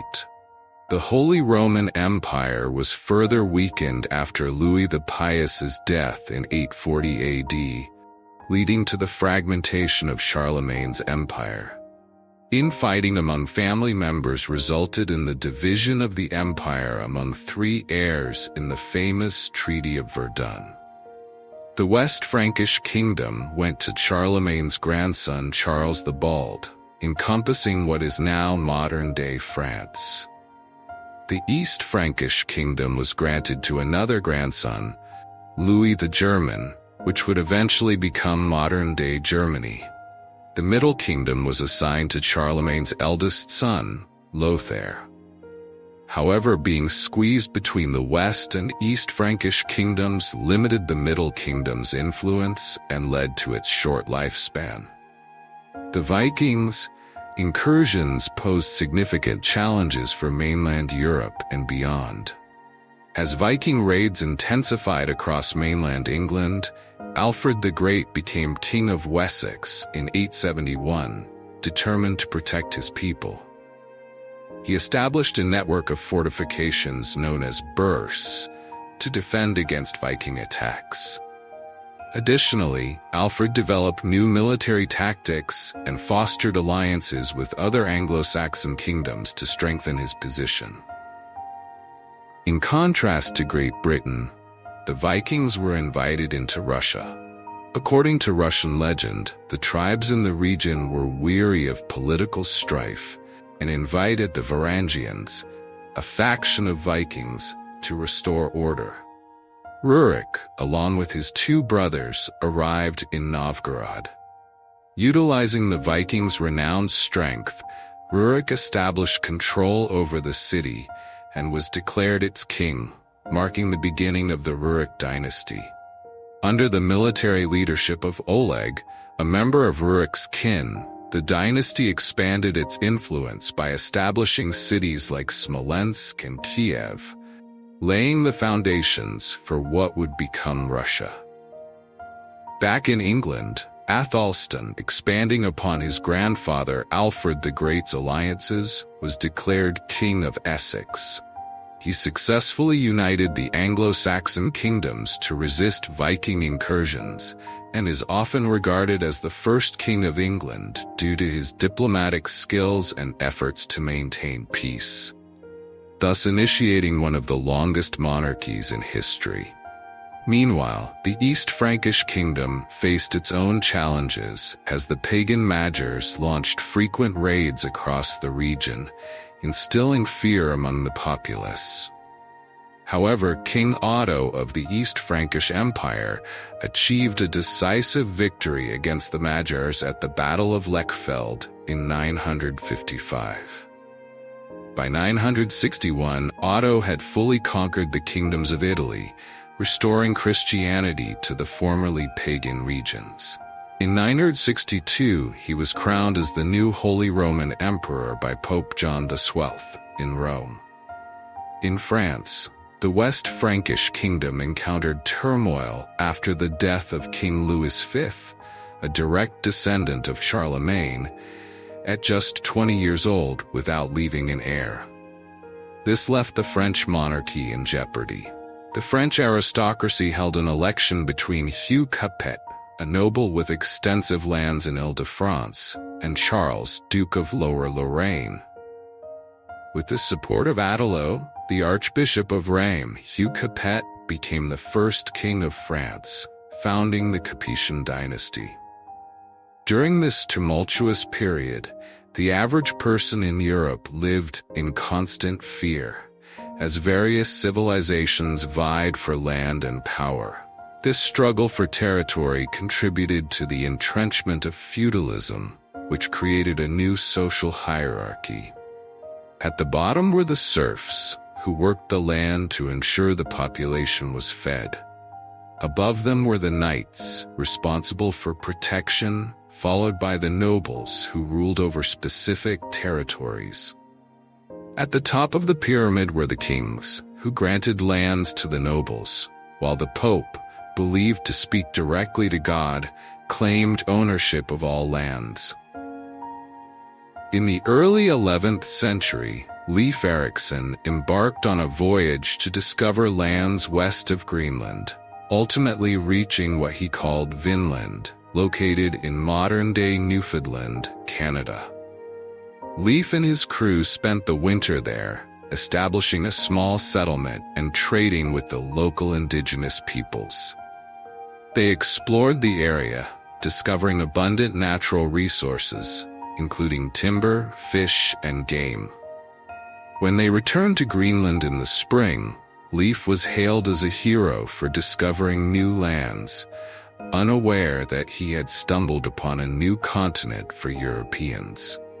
While knowledge of the Americas during this time is limited, some historians suggest that similar expansionist movements were occurring on the continent. The Mayans in South America were constructing impressive cities like Tikal and Chichen Itza, boasting populations between 2 and 10 million. Various tribes thrived in North America, including the Cherokee, Navajo, and Inuit, with the latter likely having interactions with Leif's crew. Back in Europe, the holy city of Jerusalem was home to the Church of the Holy Sepulchre, believed by Christians to have been built on the site of Jesus' crucifixion and resurrection. In 1009 AD, however, the Arab Caliph al-Hakim ordered the destruction of this sacred site, resulting in the annihilation of numerous religious landmarks. The news of this devastation horrified Christians across Europe. In response, Pope Sergius IV sent a circular letter to all churches, calling for a holy war to reclaim the Holy Land from Muslim control. The situation in Jerusalem became even more complex when the Seljuk Turks, a Central Asian Turkic people of the Muslim faith, began to expand their empire. In 1055, they captured Baghdad, the capital of the Abbasid Caliphate. Initially, the Seljuks respected the caliphate, but over time, they seized control of the city. By 1076, they captured Medina, followed by Mecca, the holiest city in Islam. Amidst this backdrop, Pope Urban II convened the Council of Clermont in 1095, calling upon all Christians to take up arms and liberate the Holy Land from Muslim rule. He promised spiritual rewards and forgiveness of sins to those who joined the crusade. This call inspired many knights, nobles, and peasants to enlist in the cause. Notable European nobles such as Godfrey of Bouillon, Bohemond of Taranto, and Robert of Flanders brought their armies to the journey toward Jerusalem. While the Christians united, the Muslims were divided and struggled to mount a strong defense against the Crusaders. As a result, the Christians captured the county of Edessa in 1098 and the holy city of Jerusalem in 1099. However, the Crusades were far from over. In 1144, Muslim forces led by Turkish ruler Zengi launched a siege against Edessa. The city was poorly defended, and after several weeks of bombardment, the Muslim forces overran it, killing or enslaving much of the population. In response, in 1147, a massive army from Europe attempted to retake Edessa. However, the Crusaders faced significant logistical challenges, including shortages of food and supplies, compounded by infighting and political rivalries, which ultimately led to their failure. The disastrous loss at the Battle of Anjou in 1149 resulted in the capture of King Louis II and the decimation of the Crusader army.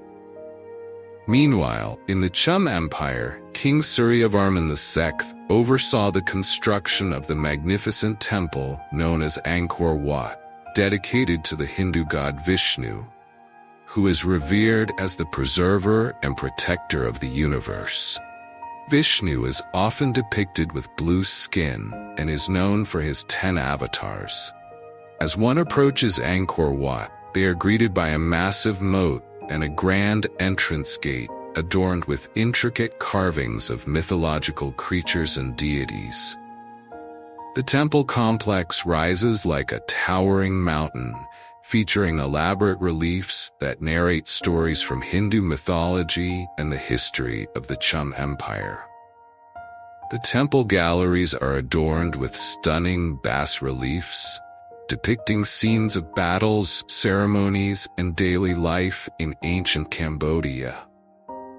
At the heart of the complex lies the central sanctuary, a massive pyramid-like structure surrounded by smaller temples and courtyards, considered the most sacred part of the temple. It is embellished with intricately carved statues and images of Hindu gods and goddesses, showcasing an incredible feat of human ingenuity. Musa's legacy in Timbuktu became a cornerstone of Islamic scholarship and culture in Africa.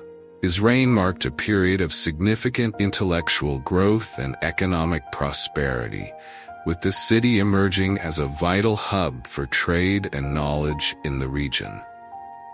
The University of Sankore became renowned, attracting scholars and students from across the Islamic world and beyond, facilitating the exchange of ideas and fostering advancements in various fields such as mathematics, astronomy, and medicine.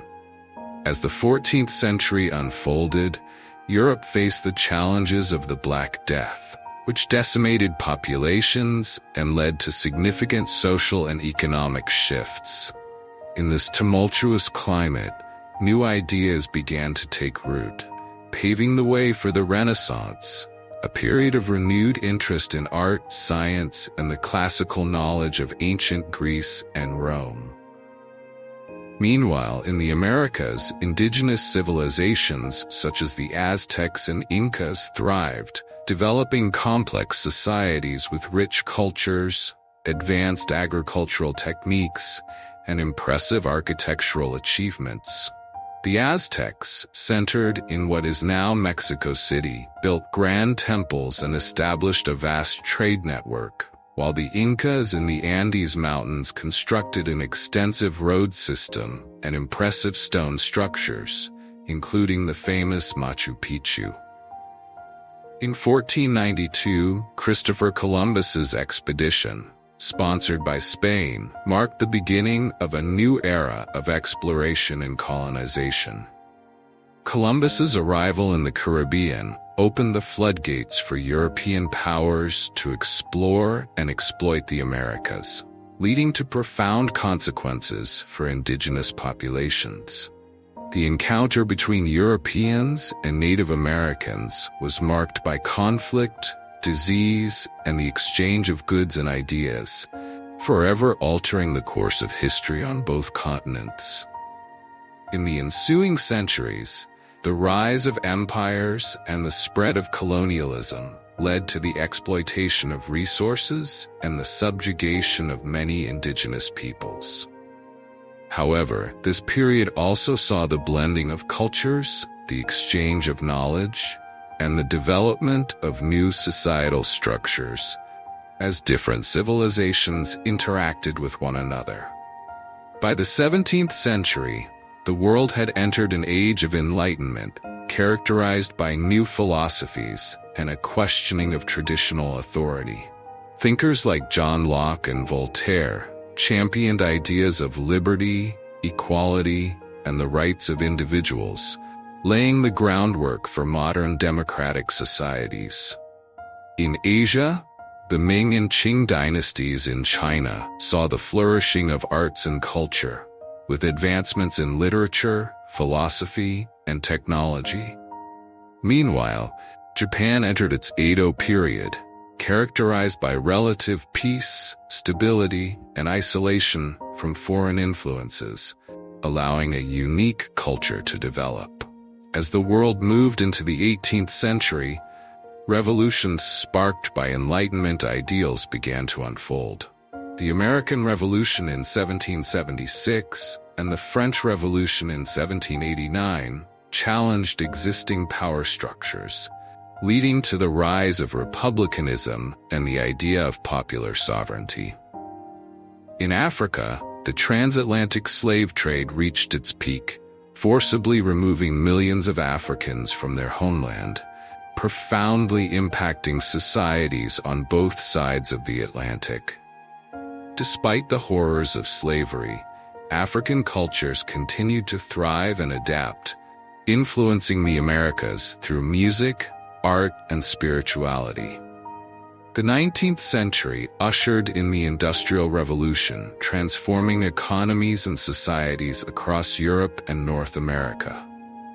Innovations in technology and transportation revolutionized production and trade, leading to urbanization and significant social changes.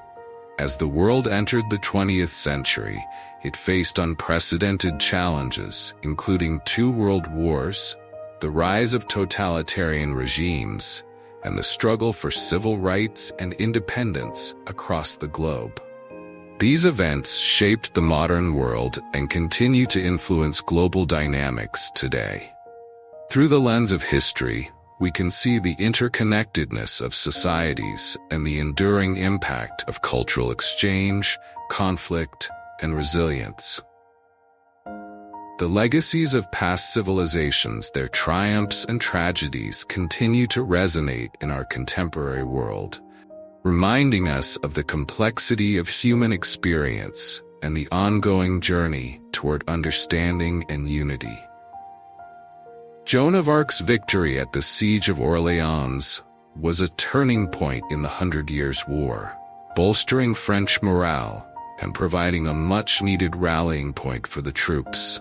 Following this triumph, she continued to inspire her fellow countrymen, advocating for the coronation of Charles VII in Reims, which took place in July 1429. Her presence and fervor reignited the French campaign, and for a time, it seemed that the tide was turning against the English. However, Joan's fortunes would soon shift. In May 1430, while attempting to defend Compiègne from the Burgundians, she was captured. The Burgundians, allied with the English, sold her to the English forces, who put her on trial for charges ranging from heresy to witchcraft. Despite her courage and the fervent defense she received from supporters, Joan was found guilty and was burned at the stake on May 30th, 1431, in Rouen, France. Her execution only served to elevate her status as a martyr and symbol of French nationalism. In the decades that followed, Joan of Arc's legacy grew, and she was canonized as a saint by the Catholic Church in 1920. Her story became intertwined with the narrative of French identity, embodying themes of faith, bravery, and patriotism. Meanwhile, across the world, the Ming Dynasty in China was experiencing its golden age. Under the leadership of Zhu Yuanzhang, also known as the Hongwu Emperor, the dynasty implemented numerous reforms aimed at restoring agricultural productivity, strengthening the economy, and centralizing power. The Ming Dynasty is particularly renowned for its advancements in arts, culture, and exploration, exemplified by the voyages of Admiral Zheng He, who traveled as far as the East African coast, showcasing the wealth and power of the Ming Empire. In Europe, the impact of the bubonic plague, which ravaged the continent in the mid-14th century, continued to resonate. The drastic population decline led to labor shortages, transforming the economic landscape. With fewer workers available, laborers found themselves in a stronger position to negotiate better wages and conditions, laying the groundwork for the decline of feudalism and the rise of a more modern economy. As the 15th century progressed, the Renaissance emerged in Italy, characterized by a revival of classical learning and an explosion of artistic and intellectual achievements. Figures like Leonardo da Vinci, Michelangelo, and Petrarch redefined art and literature, influencing generations to come. This cultural movement spread across Europe, igniting curiosity and encouraging the exploration of new ideas in science, philosophy, and the humanities. In the Americas, the Aztec Empire continued to flourish, with Tenochtitlan at its heart. The city's impressive architecture, including the Great Temple, demonstrated the sophistication of Aztec civilization. However, the arrival of Spanish conquistadors, led by Hernán Cortés in 1519, would soon lead to dramatic changes. The conquest of the Aztec Empire was marked by a combination of military prowess, alliances with rival tribes, and the devastating impact of European diseases, which decimated indigenous populations. As the world entered the 16th century, the clash of civilizations became inevitable. The consequences of exploration, colonization, and cultural exchanges would shape global history, leading to significant transformations in power dynamics, trade, and societal structures. This era of exploration also set the stage for the transatlantic slave trade, which would have profound and lasting impacts on Africa, the Americas, and Europe. In conclusion, the interplay of power, culture, and belief throughout history has created a rich tapestry of human experience. From the rise of empires and the legacy of figures like Joan of Arc to the profound effects of pandemics and cultural movements, the past continues to inform our understanding of the present and the challenges we face as a global society. Peru. In 1532, Pizarro and his small force encountered the Inca Emperor Atahualpa, who had recently won a civil war against his brother. The Spanish, using deception, captured Atahualpa during a meeting, demanding a rune full of gold and silver as ransom. While the Incas complied, Pizarro ordered Atahualpa's execution, further weakening the Incas' centralized authority. The fall of the Inca Empire was marked by brutal conflicts, disease, and exploitation. Spanish conquistadors imposed a system of forced labor known as encomienda, which exploited indigenous populations for labor while converting them to Christianity. This brutal regime led to significant population decline among the indigenous peoples due to harsh working conditions and the spread of European diseases, for which they had no immunity. Meanwhile, back in Europe, the Reformation continued to gain momentum, reshaping the religious landscape. Martin Luther's challenge to the Catholic Church led to the establishment of various Protestant denominations, such as Lutheranism, Calvinism, and Anglicanism. These movements emphasized personal faith, the authority of Scripture, and the priesthood of all believers, fundamentally changing how people viewed their relationship with God. By the mid-16th century, the Catholic Church responded to the Reformation through the Counter-Reformation, which sought to reform internal practices and reaffirm Catholic doctrine. The Council of Trent, 1545 to 1563, played a pivotal role in this movement, addressing issues such as clerical abuses, the sale of indulgences, and the importance of tradition alongside Scripture. The Jesuits, founded by Ignatius of Loyola, became instrumental in revitalizing the Catholic Church and spreading its influence through education and missionary work. This period also saw the rise of powerful nation-states, with monarchs asserting their authority and centralizing power. The Spanish Empire, fueled by the wealth gained from its colonies, became a dominant force in Europe and the Americas. The age of exploration led to increased competition among European powers, as nations vied for control over trade routes and territories.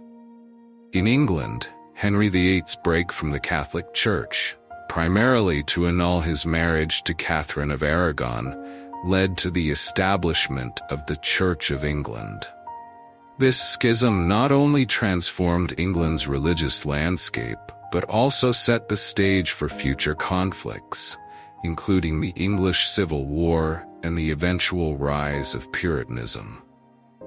As the 16th century progressed, the seeds of the scientific revolution began to take root. Thinkers like Copernicus, Galileo, and Kepler challenged long-held beliefs about the universe, emphasizing observation and reason over tradition. Their work laid the groundwork for modern science, fundamentally altering humanity's understanding of the natural world. By the end of the 16th century, the interplay of religion, exploration, and scientific inquiry had set the stage for profound changes across Europe and the Americas. The events of this era shaped not only the immediate future but also the course of history, influencing global dynamics, cultural exchanges, and the rise of modernity. The struggles for power, faith, and knowledge would continue to resonate through the centuries, leaving a lasting legacy that still impacts our world today, which marked a significant turning point in European history. The Peace of Westphalia recognized the principle of state sovereignty, allowing nations to determine their own religious affiliations without external interference. This agreement effectively ended the era of religious wars in Europe and laid the groundwork for the modern state system, establishing a framework for international relations that persists to this day. As the dust settled from the 30 Years' War, the landscape of Europe began to shift dramatically.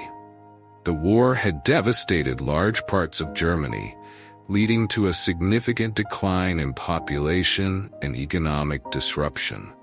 However, it also prompted a re-evaluation of power dynamics, giving rise to new political entities and strengthening existing ones. France emerged as a dominant power under Cardinal Richelieu, while Sweden solidified its status as a significant player in Northern Europe. Across the Atlantic, the English colonies were expanding, and the concept of colonialism was taking shape. In 1620, the Pilgrims established Plymouth Colony, seeking religious freedom and economic opportunities. The interactions between European settlers and indigenous peoples marked a complex and often tragic history of conflict, cooperation, and cultural exchange. This period saw the emergence of new social structures, economies, and tensions that would define the future of North America. In England, the tensions between monarchy and parliament escalated, leading to the English Civil War in the 1640s. King Charles I's attempts to assert royal authority faced fierce opposition from Parliament, culminating in a conflict that pitted royalists against parliamentarians. The war ended with the trial and execution of Charles I in 1649, a dramatic moment that underscored the shifting balance of power in England. Following the execution, England experienced a brief period known as the Commonwealth under the leadership of Oliver Cromwell, who sought to create a republic. However, the Commonwealth was marked by strict puritanical policies and military rule, leading to dissatisfaction among many. In 1660, the monarchy was restored with Charles II, ushering in the Restoration period, characterized by cultural revival and renewed artistic expression. The late 17th century also witnessed significant scientific advancements, as thinkers like Isaac Newton and Galileo Galilei revolutionized understanding of the natural world. The scientific revolution challenged traditional views and emphasized observation and experimentation, laying the groundwork for modern science. This shift not only transformed intellectual thought, but also had profound implications for society and politics.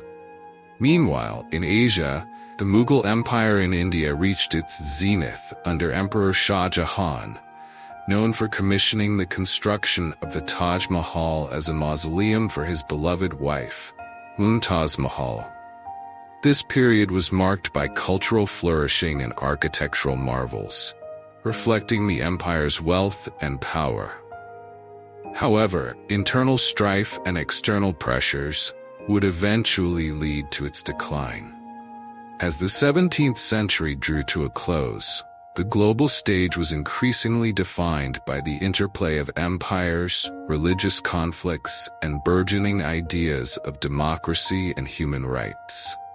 The Enlightenment began to take hold in Europe, fostering new philosophies that championed reason, liberty, and individual rights.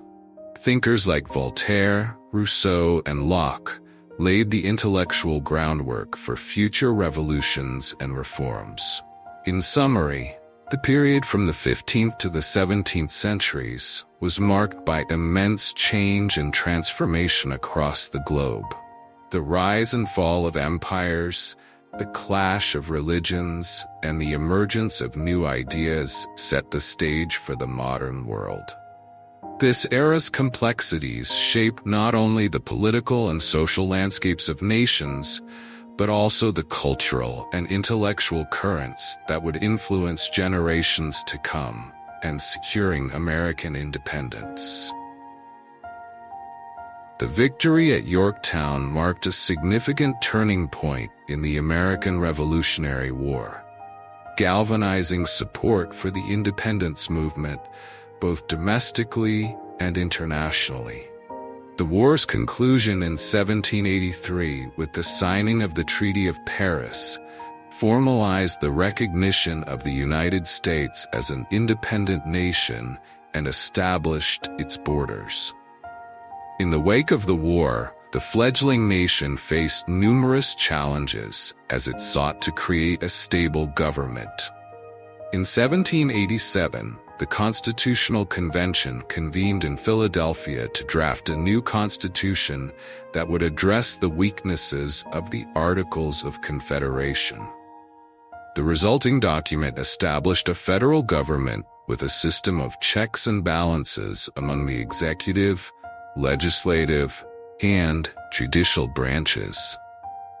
The Constitution was ratified by the states and took effect in 1789, marking a new era in American governance. Meanwhile, in Europe, the Enlightenment ideas that had inspired the American Revolution began to spread, influencing revolutionary sentiments across the continent. Intellectuals like Voltaire, Rousseau, and Montesquieu championed principles of liberty, equality, and fraternity, laying the groundwork for future revolutions.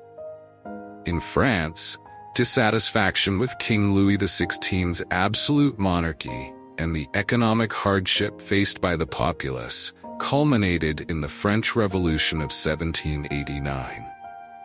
The Estates General convened in May of that year, leading to the formation of the National Assembly and the Tennis Court Oath, where members vowed to draft a new constitution. The storming of the Bastille on July 14, 1789, became a symbolic act of rebellion against tyranny and oppression. The revolutionaries sought to dismantle the feudal system, establish a republic, and promote the ideals of liberty and equality. However, the initial fervor of the revolution soon gave way to chaos and violence during the Reign of Terror, led by the radical Jacobins under Maximilien Robespierre. Thousands were executed, including King Louis XVI and Queen Marie Antoinette, as the revolution turned increasingly radical and paranoid. In the midst of this turmoil, Napoleon Bonaparte rose to prominence, eventually seizing control of the French government in a coup d'état in 1799. He declared himself Emperor of the French and embarked on a series of military campaigns across Europe, spreading revolutionary ideals while also establishing a new form of authoritarian rule. His conquests altered the political landscape of Europe and led to the rise of nationalism. As Napoleon's empire expanded, it faced growing resistance, particularly from coalitions of European powers determined to curb his ambitions. The disastrous invasion of Russia in 1812 marked a turning point in his fortunes, leading to significant losses and the eventual defeat of his forces in 1814. Napoleon was exiled to the island of Elba, but he escaped and returned to power for a brief period, known as the 100 Days, before his final defeat at the Battle of Waterloo in 1815. He was subsequently exiled to St. Helena, where he spent the remainder of his life. The Congress of Vienna convened in 1814-1815, bringing together European powers to restore stability and order after the upheaval of the Napoleonic Wars. The Congress aimed to create a balance of power that would prevent any one nation from becoming too dominant, leading to a period of relative peace in Europe, known as the Concert of Europe. In the Americas, the wave of independence movements continued throughout the early 19th century, as colonies in Latin America sought to break free from Spanish and Portuguese rule. Influenced by Enlightenment ideals and the example set by the American and French revolutions, leaders like Simón Bolívar and José de San Martín emerged to lead their countries to independence, reshaping the political landscape of South America. As the 19th century progressed, industrialization began to transform societies, economies, and technologies across the globe. The Industrial Revolution originated in Britain, spreading to Europe and the United States, leading to significant advancements in manufacturing, transportation, and communication. However, this rapid change also brought about social challenges, including urbanization, labor exploitation, and the rise of class struggles. In summary, the period from the late 17th century to the early 19th century was marked by revolutionary change, the rise and fall of empires, and the emergence of new ideologies. The events of this era set the stage for the modern world, influencing political thought, social structures, and international relations for generations to come. The legacies of these revolutions and transformations continue to shape our understanding of governance, human rights, and the quest for equality. The more radical elements of the revolution. However, the Directory struggled to maintain stability amidst ongoing political corruption, economic hardship, and public discontent.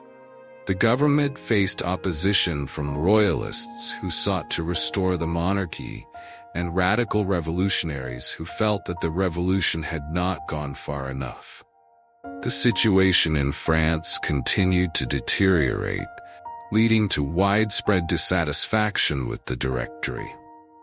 Amidst this chaos, General Napoleon Bonaparte emerged as a key figure. A military hero from his campaigns in Italy, he gained popularity and support from various factions in France. In 1799, he staged a coup d'état, overthrowing the Directory and establishing the consulate, with himself as first consul.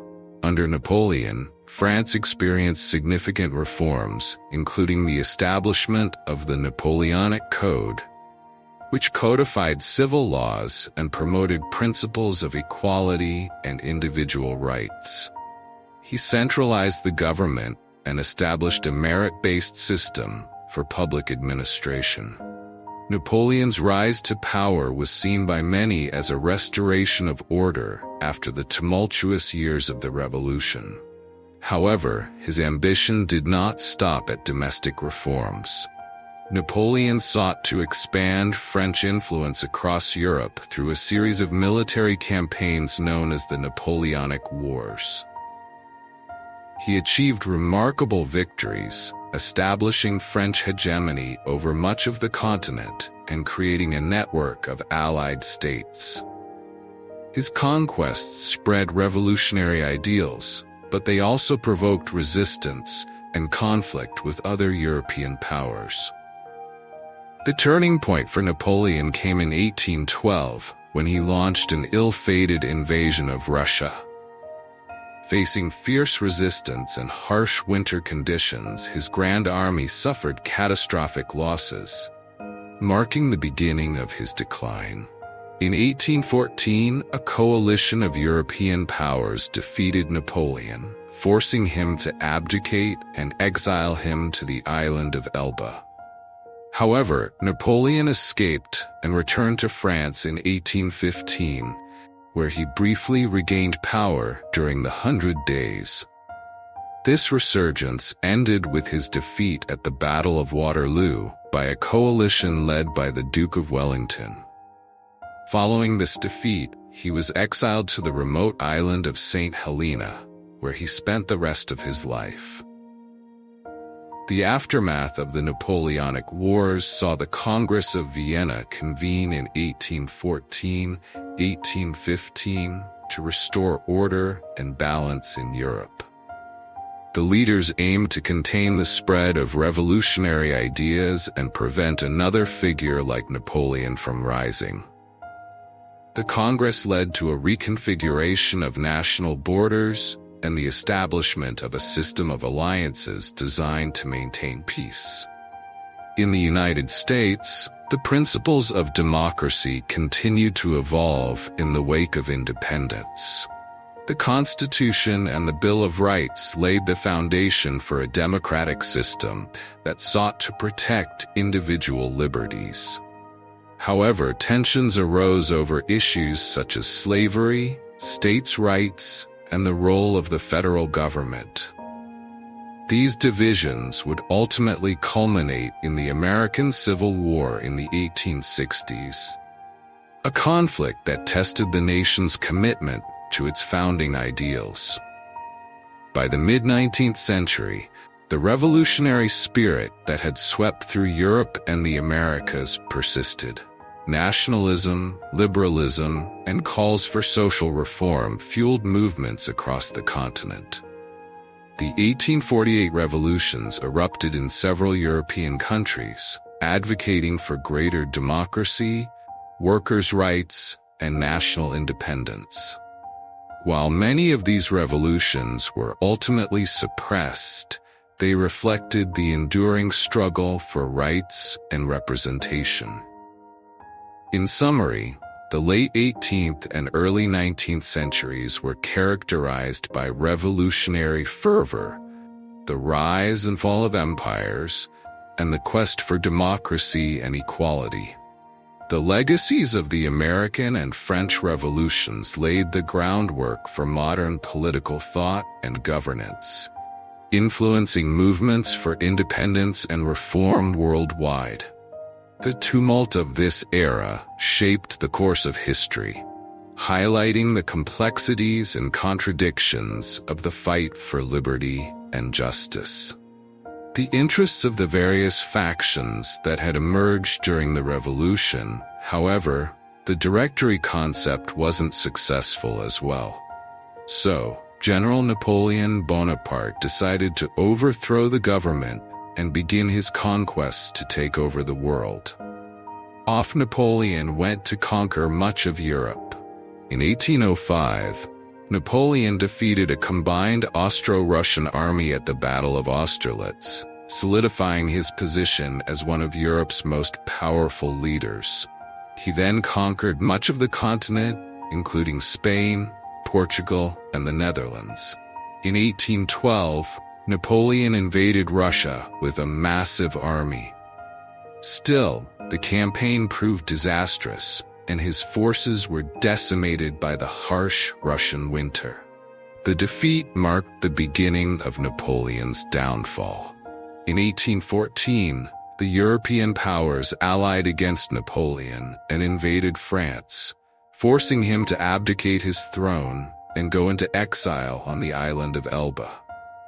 However, he returned to France in 1815 in what became known as the 100 Days and briefly regained power before being defeated by the British and Prussian armies at the Battle of Waterloo.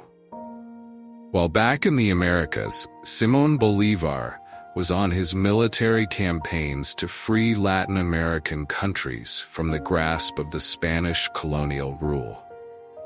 Bolívar began his military campaigns in Venezuela in 1810, where he led a successful uprising against the Spanish colonial authorities. He then moved on to Colombia, where he won a series of important victories against the Spanish, including the Battle of Boyacá in 1819, which secured the independence of Colombia. Bolívar then turned his attention to Ecuador and Peru, where he won a series of decisive battles that helped secure both countries' independence. He captured the city of Lima in 1824, effectively ending Spanish control of Peru.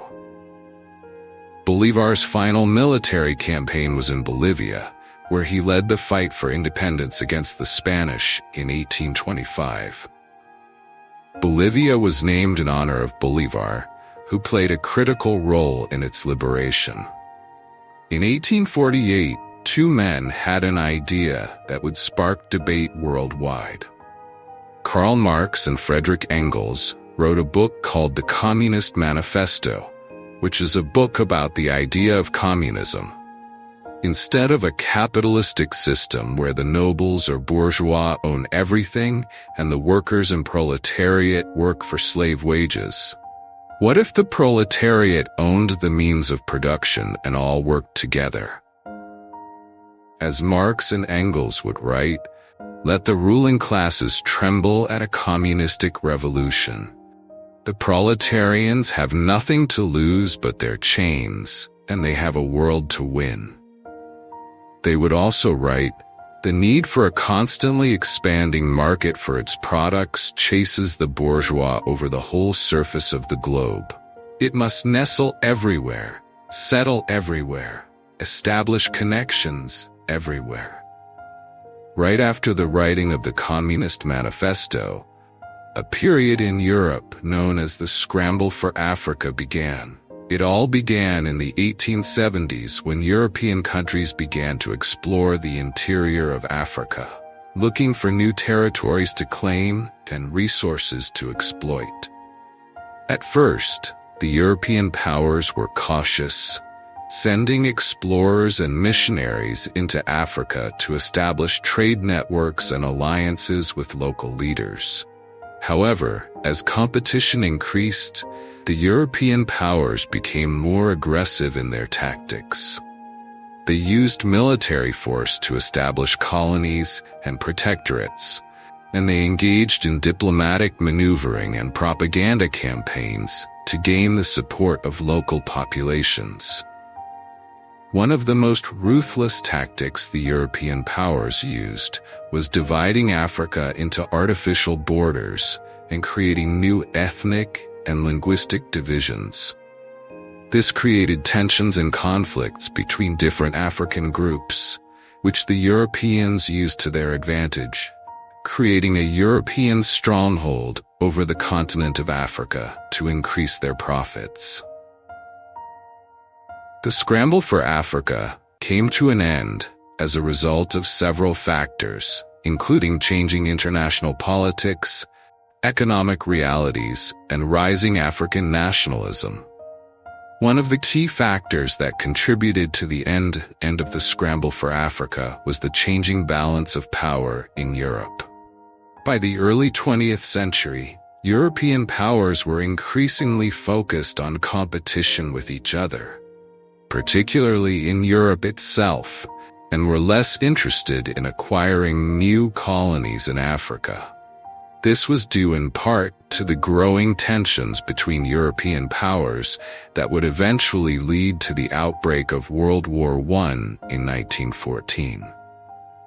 On June 28, 1914, a shot was heard around the world with the assassination of Archduke Franz Ferdinand. Franz Ferdinand was the heir to the throne of Austria-Hungary, and his assassination by a Serbian nationalist named Gavrilo Princip sparked a diplomatic crisis that quickly escalated into a global conflict. In the aftermath of the assassination, Austria-Hungary declared war on Serbia, triggering a complex web of alliances and treaties that drew other countries into the conflict. Germany, an ally of Austria-Hungary, declared war on Russia and France, while Great Britain, which had a treaty with Belgium, declared war on Germany. Within weeks, most of Europe was embroiled in a brutal and devastating conflict. In November 1918, after 4 years of brutal fighting, the Allied powers and the Central Powers agreed to an armistice, effectively bringing an end to the war and the demise of the Ottoman Empire. On November 11th, the armistice went into effect, and the guns fell silent across Europe. The peace was short-lived because a man named Adolf Hitler invaded Poland.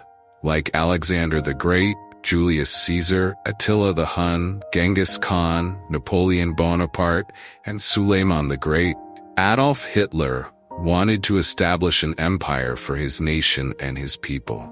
Adolf had dreams of building an empire larger than anything that had ever been created. He wanted to make the Roman Empire look like nothing. However, for the sake of the world, and especially those Hitler viewed as undesirable vermin, in April 1945, Soviet forces began a massive assault on Berlin. After weeks of intense fighting, the city fell on May 2nd, and German forces surrendered. Meanwhile, Allied forces were closing in from the west, and on May 7th, Germany signed an unconditional surrender, officially ending the war in Europe. A few months later, after the bombings of Nagasaki and Hiroshima, Japan surrendered as well, bringing the war to an end. From World War II on, the world has faced a technological revolution with Alan Turing's invention of the computer. During the war, the world became global. For 50 years, America and the Soviet Union were at war, despite the fact that they were on two totally different continents.